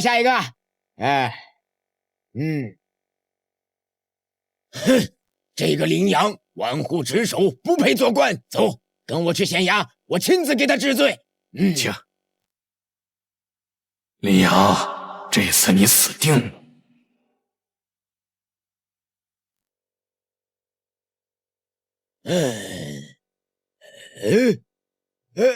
谁说羚羊不管百姓？这不再是药吗？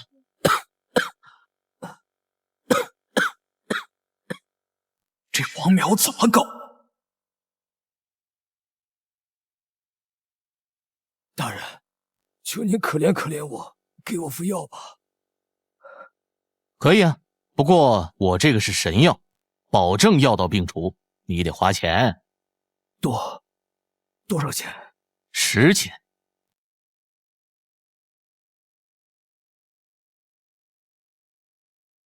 哎，我这药在这里喝了才行。我喝。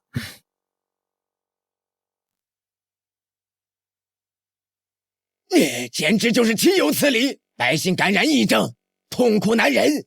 羚羊身为附魔官，还趁机敛财，简直就是在吸血。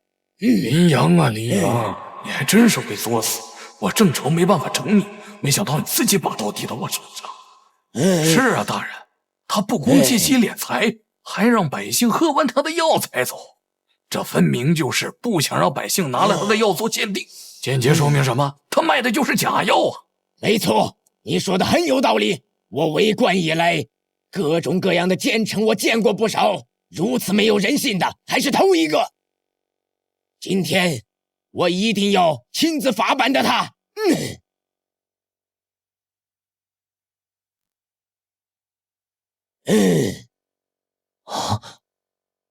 朝廷钦差在此，还不快快迎驾啊！原来是钦差大人。钦差大人，你怎么来我这个小小的县城视察了呀？羚羊，治理无方，鱼肉百姓，我代表殿下，今天我要法办了你。来人呐，把羚羊这个狗官给我拿下，押入大牢。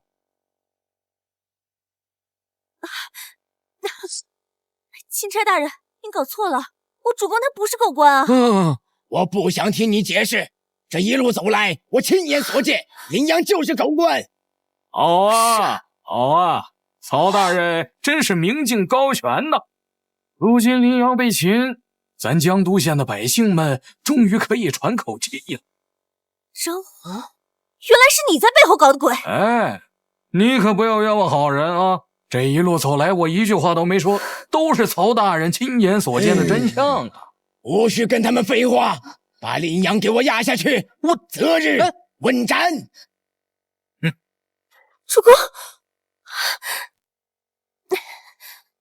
你们这是要干什么？大人，林县令是江都县百年难遇的好官，求大人放了林县令吧。如果要砍林县令的头，那就把我们都抓起来杀了吧。你们是不是被羚羊威胁才替他说话的？你们有什么冤屈可以跟我说，你们不会有事的。曹大人，我们说的都是实话，林大人是好官。你说他是好官，他为什么施药还问你们要钱？大人的药一剂下去，药到病除，如此神药才要我们10钱。我想问问，这药贵吗？大人，如果你不相信我们，那老百姓们你可以相信吧？对啊。这一疫病只有王淼能解，羚羊卖的肯定是假药。我不如趁机在全县百姓面前举行比药大会，让羚羊彻底失去民心。曹大人，百姓愚昧，被羚羊骗得深。我提议当着全县百姓的面举行一场试药大会，让王淼和林阳比一比，看看究竟谁的药是真药。好，就按你说的办。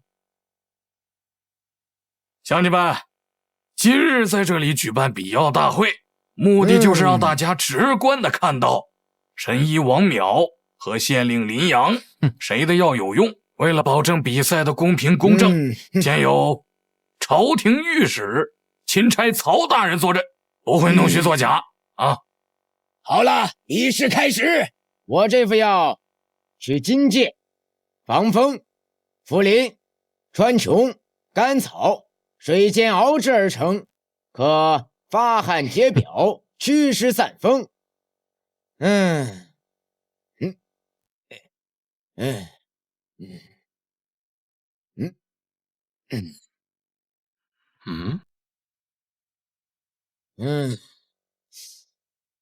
林阳，你的药方是什么？我这个药啊，它呈颗粒状，用热水冲服，搅拌均匀便可服用。若是症状严重些，可再开一担，一起冲服。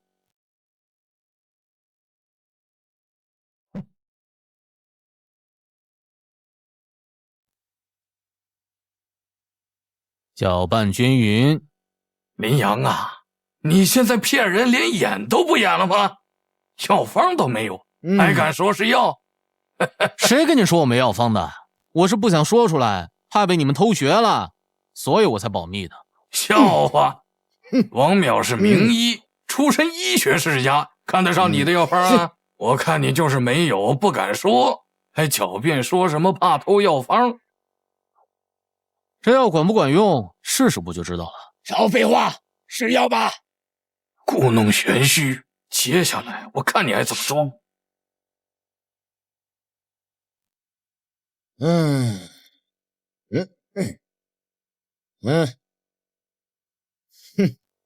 感觉如何？感觉舒服点了，也不咳嗽了，就是还是有点不通气儿。这世上哪有一副药就见效的？多吃几副，自然就好了。该你了。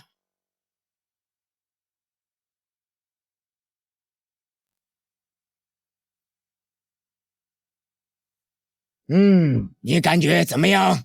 感觉这药甜滋滋的，还挺好喝。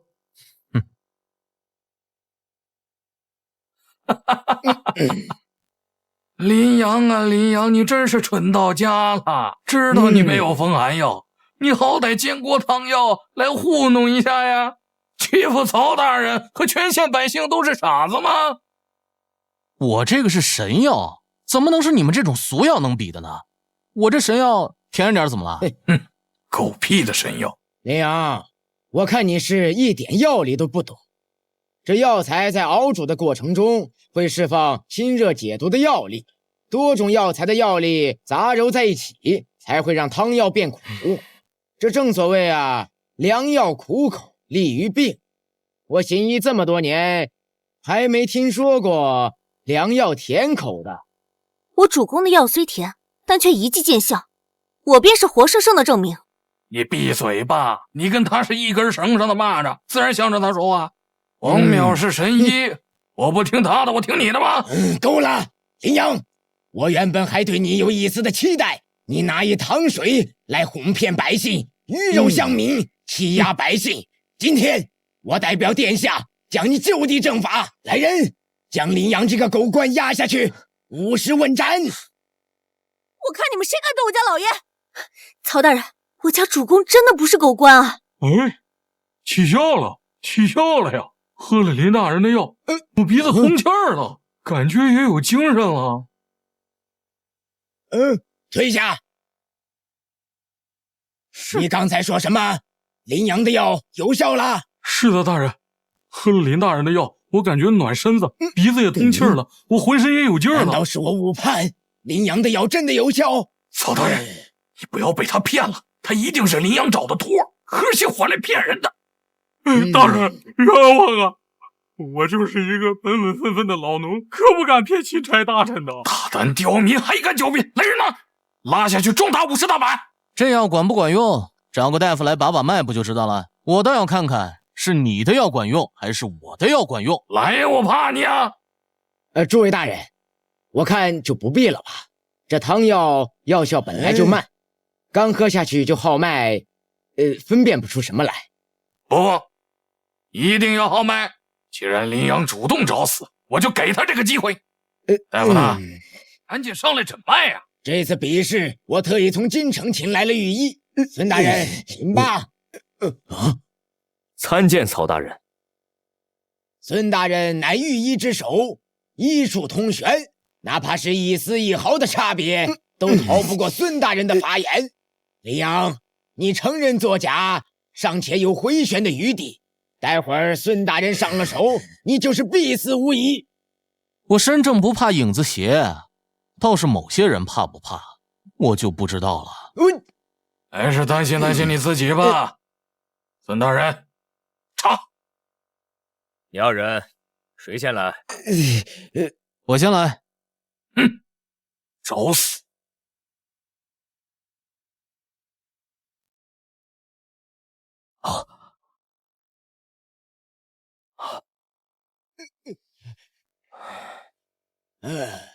孙大人，可查出什么问题？晋升，我要打入我号脉。主公，孙大人的眉头紧皱，怕是有什么不妥，不会有事吧？不必担心，只是我这神药给了太医一点小小的震撼。还震撼呢？明眼人一看就知道了，你的假药吃坏百姓了，孙大人都感到棘手了。哼！你不说话，没人把你当成哑巴。哎呀，趁现在还有机会，赶紧给我下跪磕头！我跟曹大人求情，给你留个全尸，这不挺好的吗？你还是好好想想，接下来该怎么活命吧。死到临头还嘴硬啊！孙大人，情况如何？莫急，待我好完王淼的病患，再说也不迟。孙大人，我的就没有必要查了吧？不是沈林阳吗？闪开！查，让孙大人查，不查怎么知道林阳作假呀？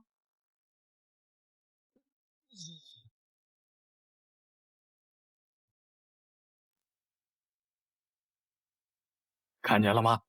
孙大人面色松弛，这很明显就是对王淼的用药十分满意呀。林阳啊，高下立判，还有什么可狡辩的呀？这孙大人都还没有说话，你在这里上蹿下跳干嘛？赶人投胎啊？我说你，够了，吵吵闹闹成何体统？曹大人，我已查明，林阳的药不仅有效，而且药效强劲，立竿见影，而且改善了患者的体质，实乃神药。那王淼的呢？王淼的药治标不治本，完全是在干耗患者的本源，一旦停药，病情反扑，百姓必死无疑。王淼哪里是在救人，分明是在害人。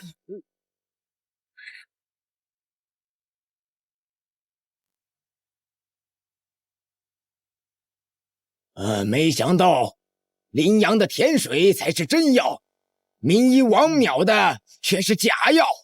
张红，你刚才说什么来着？说让谁死来着？我怎么听不到呀？这不可能啊！这不可能啊！林阳从未学过医，他怎么可能拿出治病神药呢？王淼，你个废物，你敢骗我！当初你找我的时候，也没说林阳能研制出救人的神药啊！说什么？哦，听你们这话，怕是有蹊跷啊！不要血口喷人啊！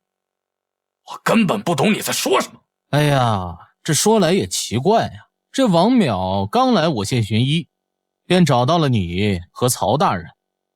曹大人，敢问这世界上会有如此巧合的事情吗？王淼，究竟怎么回事？你散布假药，坑害百姓，你是重罪。你若不老实交代，我赐你凌迟之刑。不是，大人明鉴，我都是被张红胁迫的。他逼我陪他们演戏，为的就是坑害林县令。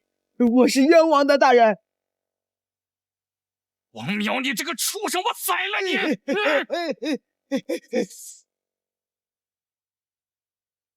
好你个张红，蒙骗钦差，残害同僚，原来你才是那个鱼肉乡里的狗官！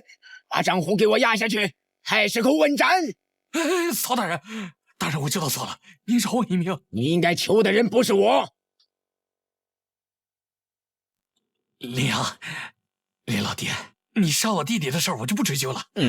你放了我。你弟弟恶意抬高粮价，残害百姓，我杀他是他咎由自取，你还想追究？你说的对，我弟咎由自取，他该死。你饶我一命，我张家一定百倍奉还。徐州张家很牛逼吗？张家是徐州全市最大的世家，势力遍布士农工商各界，是当之无愧的地头蛇。土皇帝广陵郡在徐州之下，即便是我也要顾及张家的面子。主公，张红杀不得。我是张家长子，只要你放了我，张家不会亏待你的。你都把张家搬出来了，我确实该给你个面子。这货，等我渡过这关，回去就调遣2万大军吞了你这江东县。林阳，你单枪匹马还妄想跟世家大族斗，找死！本来想将你五马分尸，不过现在不用了，给你留个全尸。宰了。来人！林阳，你不能杀我！我爹是张家家主，你不能杀我！林阳，我知道你是被冤枉的，正在气头上，可人在仕途，万不可意气用事啊！主公，杀了这张虎，百害而无一利，您三思啊！我三思个屁！他屡次三番算计，害我身处险境。若非我本事通天，我他妈现在就死了。搬出个世家就想让我放过我，做梦呢！杀！把他给我拖出去，宰了，五马分尸，凌迟处死。要是杀了我，张家会疯狂报复，到时王姨身边所有人都得死。这就不劳烦你费心了。我现在就告诉你，宰了你之后，我接下来处理的就是你所仰仗的徐州张家。加下去！我呸！张家不会放过你的！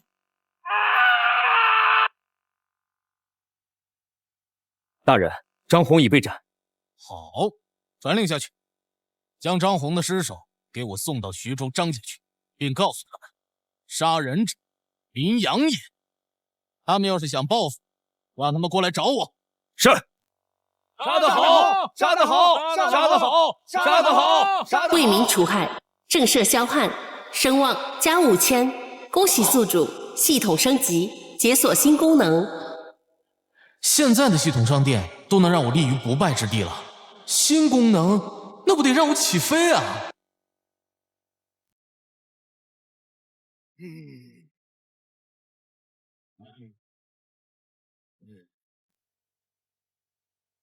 林阳，你不该意气用事，杀了张红，还去挑衅张家。我倒觉得林阳小友一身好胆色，不为权势，刚正不阿。若我大前官员人人都如林阳一般，又岂会沦落到如今叛军四起的局面？孙大人，你再夸赞林阳又如何？再如何夸赞，那也是虚的。林阳需要面对危险，那是实打实的。曹大人所言极是，羚羊小友，你要小心啊！说这么多，合着半点忙帮不上。我知二位大人替我担忧，不过放心，这天底下能伤我羚羊的人，他还没有出生。年少轻狂是好事，但过刚易折呀。曹大人，你我言尽于此，还是赶紧办正事吧。来人！现如今张宏已死，广陵郡不能一日无主。羚羊治民有功，我代表朝廷提拔你为广陵郡守。这是广陵郡守的手印和兵符，你以后就是广陵郡守。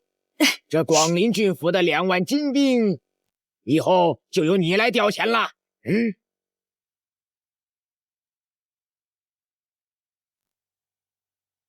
多谢二位大人，林某定不负所望。羚羊，我2人有公务在身，就不在此久留了。青鸟程玉，快送二位大人。是。两位大人，请。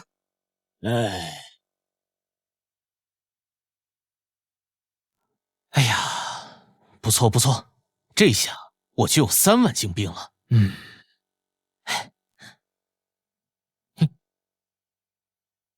终于有时间查看系统了，我倒要看看系统新功能到底是什么。系统，暖宝宝2000声望。暖宝宝，嘿，这系统还真是懂事啊，知道马上入冬了，给我刷新出来个暖宝宝。兑换。哎呀，这古代的百姓取暖的办法只有棉衣，我有了这个暖宝宝，那不是降维打击吗？只可惜这个暖宝宝要2000声望值才能兑换，哎呀，太贵了呀，这没办法大批量出售啊，不然我卖这暖宝宝都能大赚一笔啊。系统，新功能是什么？系统更新领地满意度，通过本满意度可以查看居民满意度。当领地满意度达到100%，宿主不仅每天可以收取居民数等额的声望值，还可以解锁新的领地。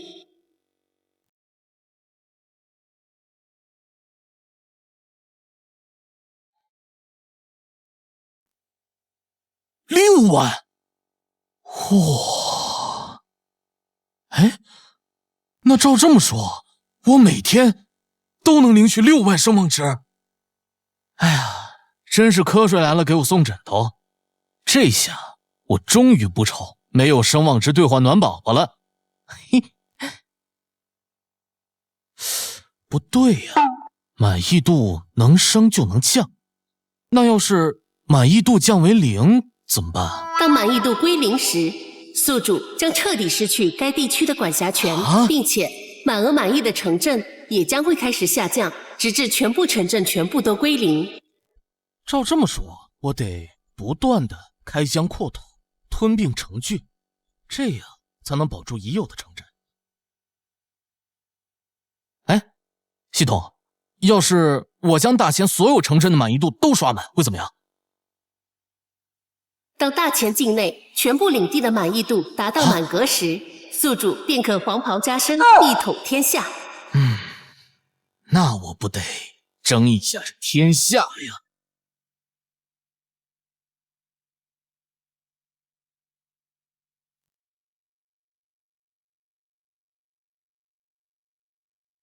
老爷饮酒。我要你喂我喝。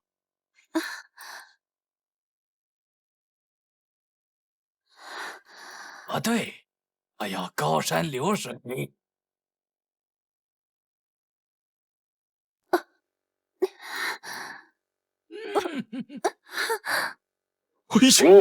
程老爷，您真是好雅兴啊，小人佩服。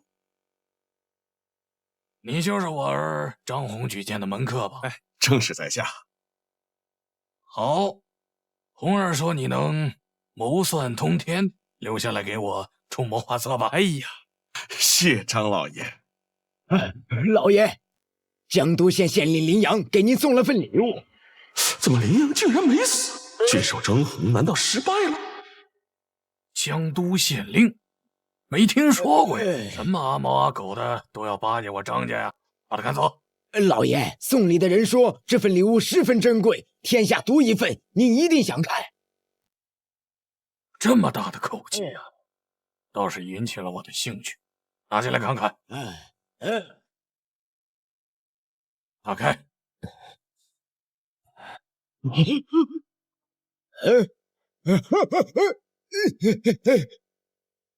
什么东西？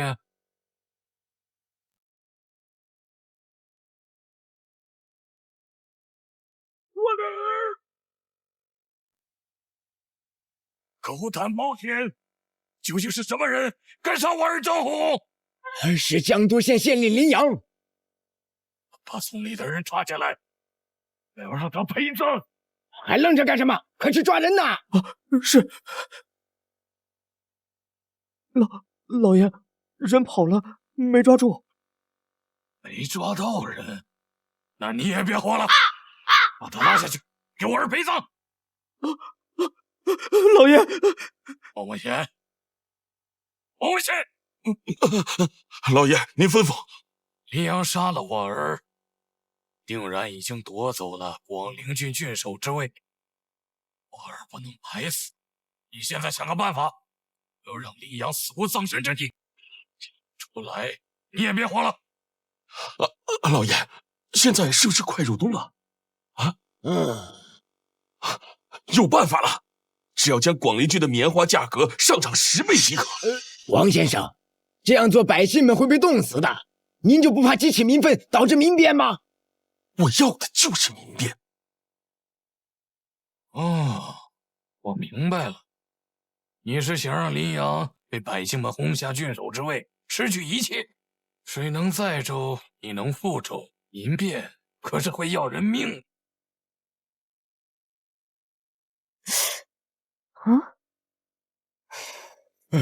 伙计，给我来件棉衣，要最便宜的就行。棉衣100两一件。多少？100两？往日不是20两吗？你这是要抢钱呀！没办法，广陵郡到处是干旱，收成少，棉花都成了天价了。怎么会这样？怎么会干旱呢？这是想让咱们冻死呀！我都不知道啊，我就知道以前张宏张大人做郡守的时候，广陵郡风调雨顺，福产丰富，从来都没有发生过这种事儿。说的是啊，自从这新郡守走马上任以后，这广陵郡灾祸不断呀。都说一方郡守是百姓的父母官，可这父母官搞得天怒人怨，天灾人祸不断的，可怎么活呀？是啊，你们少胡说八道！我家老爷治理江都县的时候，老百姓们日子过得可好了。你是谁呀？我是现任广陵郡郡守林阳林大人的贴身侍卫青鸟。好呀，我说林阳怎么搞得天怒人怨的？瞧瞧，这贴身侍卫竟然是个女人，一看就知道，这林阳淫迷成性，狗官一个。你少胡说！我家大人清正廉洁，一心为民，连钦差大人都夸赞的。林阳要真是好官，为什么会有天灾啊？都是因为你家老爷，所以害得我们没法过冬。打他！你们等着，我回去告诉我家老爷。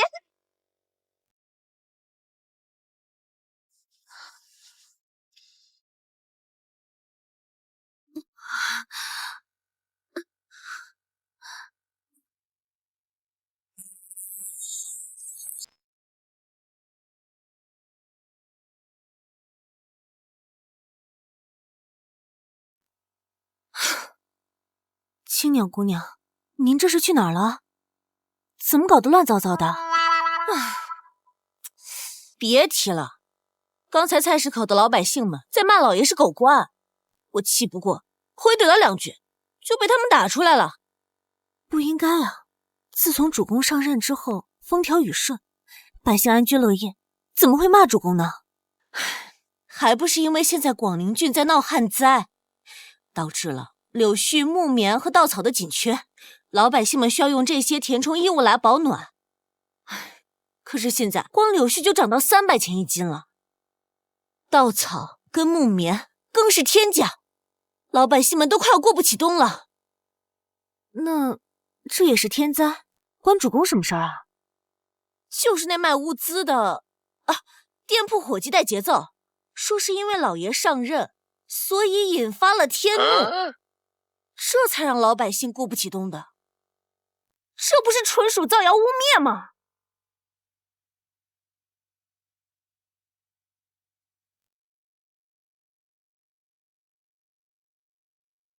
这经商名册上显示，卖过冬物资的店铺是徐州张家。原来是张家在背后搞鬼。张家这招确实是狠毒，目的就是为了激起民怒，害死老爷呀！不行，事态严重，我得去马上通知主公。走。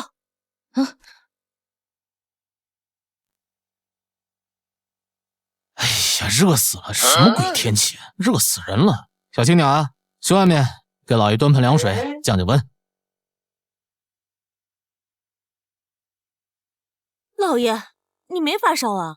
怎么净说胡话？这么冷的天，你怎么还觉得热呀？你就不盼着老爷过得好点吗？主公，这也不能怪人家青鸟，是你行为异常，还满头大汗，我们呀还以为您生病了呢。嘿嘿，那是因为我有这个暖宝宝。老爷，你又在吹牛，什么东西能让你觉得这么热？不信是吧？不信你试试。试试就试试。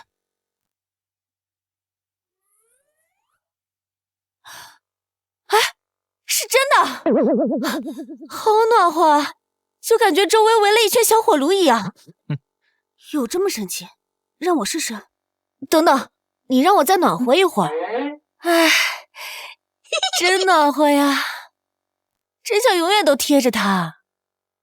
越说越夸张了，快让我试试，我倒要看看有没有这么神奇。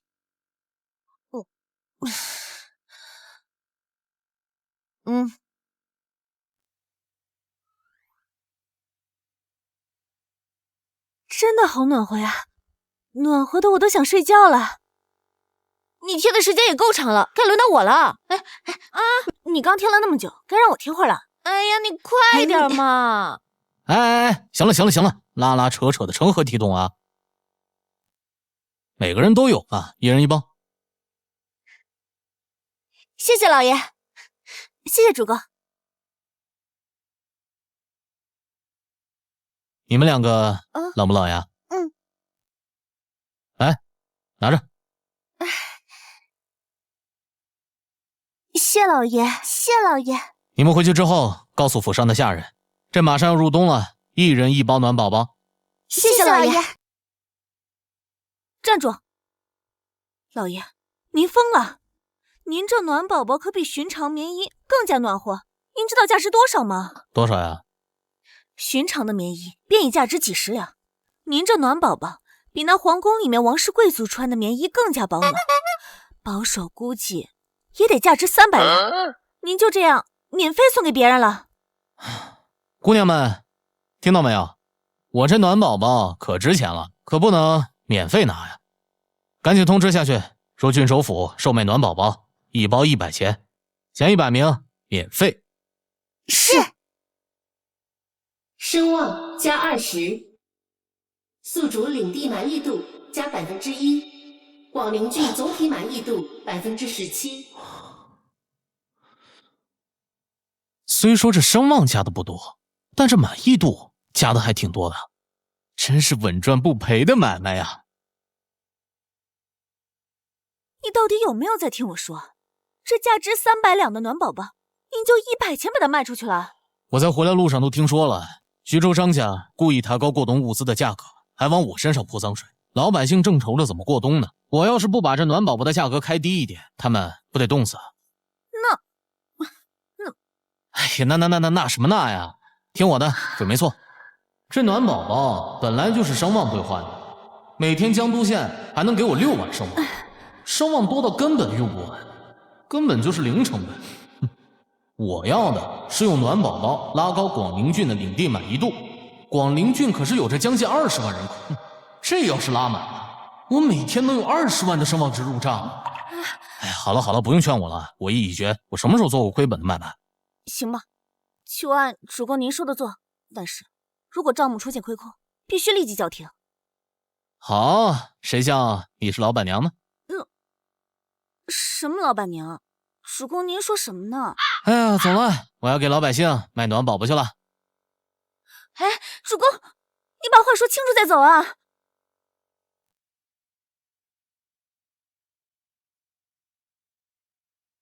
郡守大人，您说您过冬卖的那什么什么宝是100钱，是真的吗？没错，不仅只要100钱，而且前100名还能免费。林大人，你真是我们广陵郡的父母官啊！哎呀，也不知道卖的是不是什么破烂垃圾，哼，说不定啊骗人钱的呢。你终于肯露面了。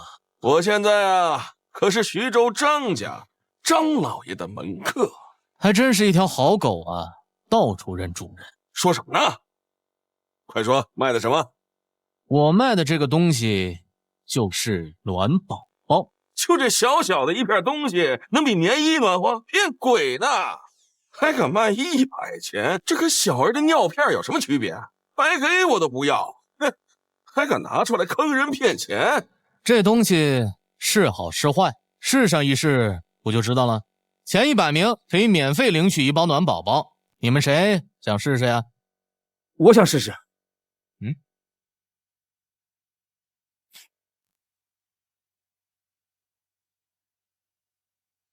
真暖和呀，这比我在家里烧火炕还要暖和。哎，我也要。好，都有。来，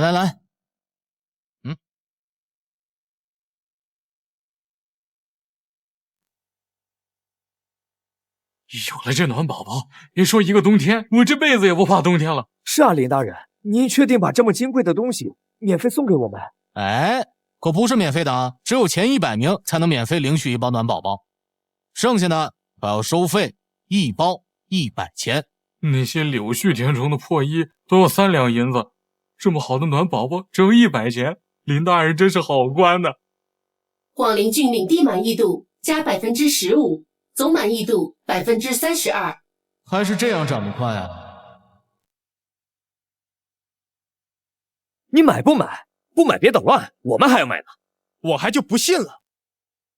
我也买一包，到后面排队去。我可是徐州张家的门客，你让我排队？哪怕你主子来了，也要给我去排队，不然我有理由怀疑你在扰乱秩序。哎，排队就排队，哼！哎，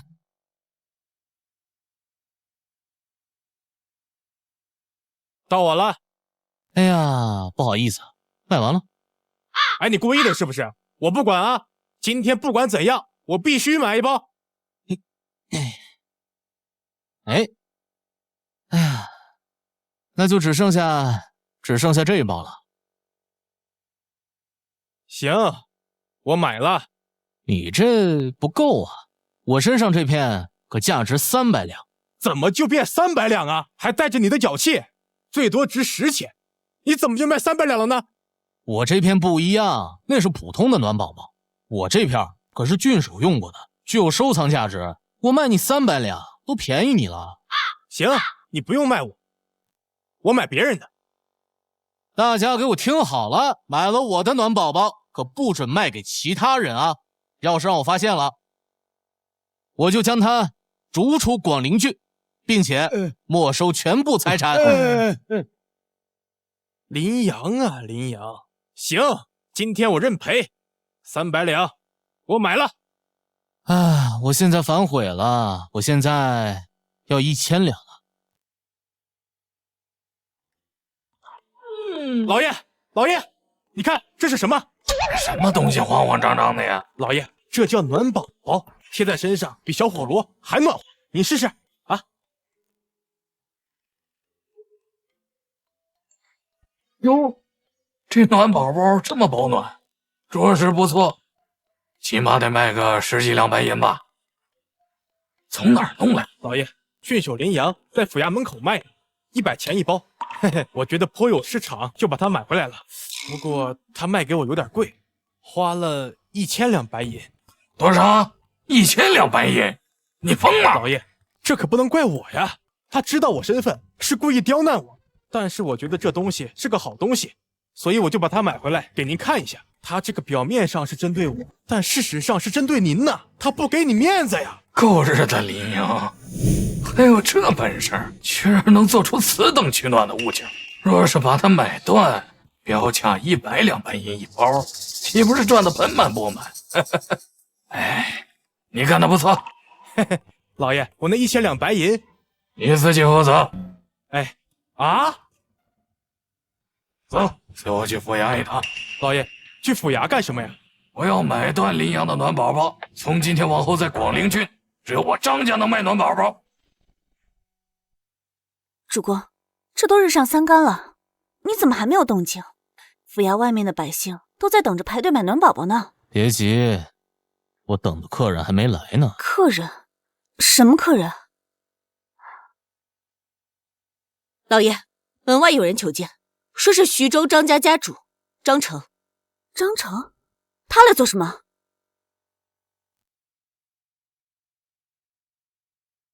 我等的客人来了，让他们进来。是。主公，您与张家一直不死不休，这张成一看就是不怀好意，你为何还要让他进来？我张家的名声就这么不好吗？林大人，久仰大名，今日终于一见。张红临死之前也没少跟我提起你，我还以为我送你礼物时你会带兵打上来，没想到张家家主如此能沉得住气，果然王八还是老的能归啊。林阳，你别太得意，我早晚收拾你。不过现在让我们放下恩怨来谈生意。我们跟你没什么好谈的。哎，程月，对待客人不能用这种态度。张家主，我们现在开门见山吧。你找我是为了暖宝宝？看来林大人是姜太公钓鱼，早就等着我上钩。对啊，钓的就是你这条大鱼，当然得花点心思。你痛快，我也不藏着掖着，我要暖宝宝生意的买断权。从今往后在广陵郡，只有我张家能卖暖宝宝，而你不行。相应的，我会给你一笔买断费，买你所有的暖宝宝，如何？主公，这张成摆明了是想要坑你，他买断暖宝宝一定会抬高售价，到时候百姓们定会认为是你与张家勾结，久了还是会丧失民心的。我倒是觉得这生意可以做。主公，您糊涂了，他可是张成，恨不得亲手杀了你，你还要与他做生意？哎，送上门的生意怎么不谈啊？主公，我不想让你往火坑里跳啊！我是主公还是你是主公啊？退下，退下！行，你自己往火坑里跳，我不管你了。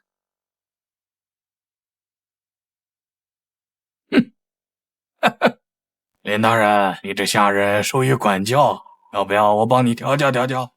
你再敢对程昱多嘴一句，我现在就宰了你。好了，我们继续谈生意吧。你的要求我同意，不过我有一个条件。你说，卖给百姓的售价不得超过50两。卖给百姓多少钱？要看成本高低，出个价吧。1万两。林阳，你是疯了吧？1万两？你到底暖宝宝是金子做的还是银子做的？还要1万两买断费？闭嘴！什么时候轮到你说话了？1万两白银，就这个数。我现在就草拟契约，签了字就给你银票。别着急嘛，我说的是1万两黄金。1万两黄金？你是真敢要啊！张家家主，你先听我给你算账。这广陵郡一共有20万百姓，就算一家只有3口，那算下来也有个6、7万户家庭。这暖宝宝1包他卖个50两，这一家就算买1包，算下来也能卖个3万4千两。倘若这一家买2包，这就翻一番，你就能赚上个7万两黄金。再怎么算，你都能白白赚个6万两黄金。等等，这么赚钱，你为什么自己不卖？还不是灾情严重，官府急用钱来赈灾吗？好，1万两黄金，我买到了。听说林大人把暖宝宝的售卖权卖给张家了，府衙门口已经买不到了。果然，这广陵郡啊，张家就是天，林大人也斗不过呀。在林大人那儿只卖100钱，也不知道这张家会卖多贵。什么？100两？我上哪都这么多银子啊？100两1包暖宝宝，你这是要我的命啊！买得起就买，买不起就滚蛋！整个广陵郡就只有我们张家卖暖宝宝，客源多的是，不许你那3瓜2枣。林大人只卖100钱，你们却卖100两，翻了10万倍呀！我要去府衙给林大人告状，告你们鱼肉百姓不给我们活路。有能耐你就去告啊！我还就明着告诉你了，这暖宝宝的售卖权就是林大人卖给我们张家的，这价格也是林大人同意了的。官商勾结，官商勾结，官商勾结！还以为林大人是什么好官，原来之前卖100钱是给张家打广告的。哪有什么好官？他们都是一丘之貉，根本没把咱们当人看。送暖宝宝啦！免费送的暖宝宝，林大人体恤民情，免费发放暖宝宝啦！哎呀，我把全部身家都投进这暖宝宝生意去，过了这个冬天，我张家就是大钱最大的世家。要不说还是老爷您手段高明，这暖宝宝不仅能赚钱，而且倒逼百姓反了林阳，真是一石二鸟啊！老爷，暖宝宝卖了多少钱了？1包都没卖出去，全拿手里了呀！暖宝宝生意我都买断了，怎么可能卖不出去？老爷，会不会价格定得太高，老百姓买不起啊？百姓们买不起，那些有钱的富商老爷还买不起吗？到底怎么回事？快说，到底怎么回事？为什么1包都没卖出去？郡守林阳免费发放暖宝宝，老百姓都去领暖宝宝了，咱们的暖宝宝全砸手里了。狗官林阳坑我！叫人跟我去府衙问罪！狗官林阳，给我滚出来！是哪条狗在这狂吠呢？原来是你啊！怎么，暖宝宝的生意好做吗？我做你妈！林阳故意设陷阱害我，20年的家庭全投进暖宝宝生意里面去了，害我倾家荡产！你今天必须给我个说法！你他妈狗叫什么？这暖宝宝的生意也是你找我谈的，这定价50两也是我定的，你他妈自己急于求成开了分铺，还都定价100两。老爷，这1万两黄金不能白白就花了呀！今天我就砸了你的聚首府！张成、王文贤意图谋反，来人，把他们给我押入大牢，明日问斩。林阳，你个狗官，谅我不会放过你的！罪人王文贤、张成鱼肉百姓，意图谋反，数次加害本官未遂，十恶不赦，今日斩首示众，以儆效尤。王文贤，可还有什么遗言？砍头不过碗大疤，林阳，我做鬼也不会放过你！天下的世家本就一体，杀了我张家，还有王家、李家，世家你是杀不完的！行行，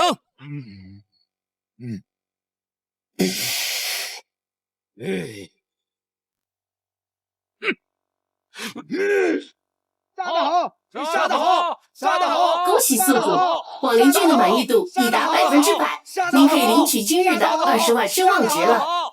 一句已定，接下来就该图谋天下了。主公，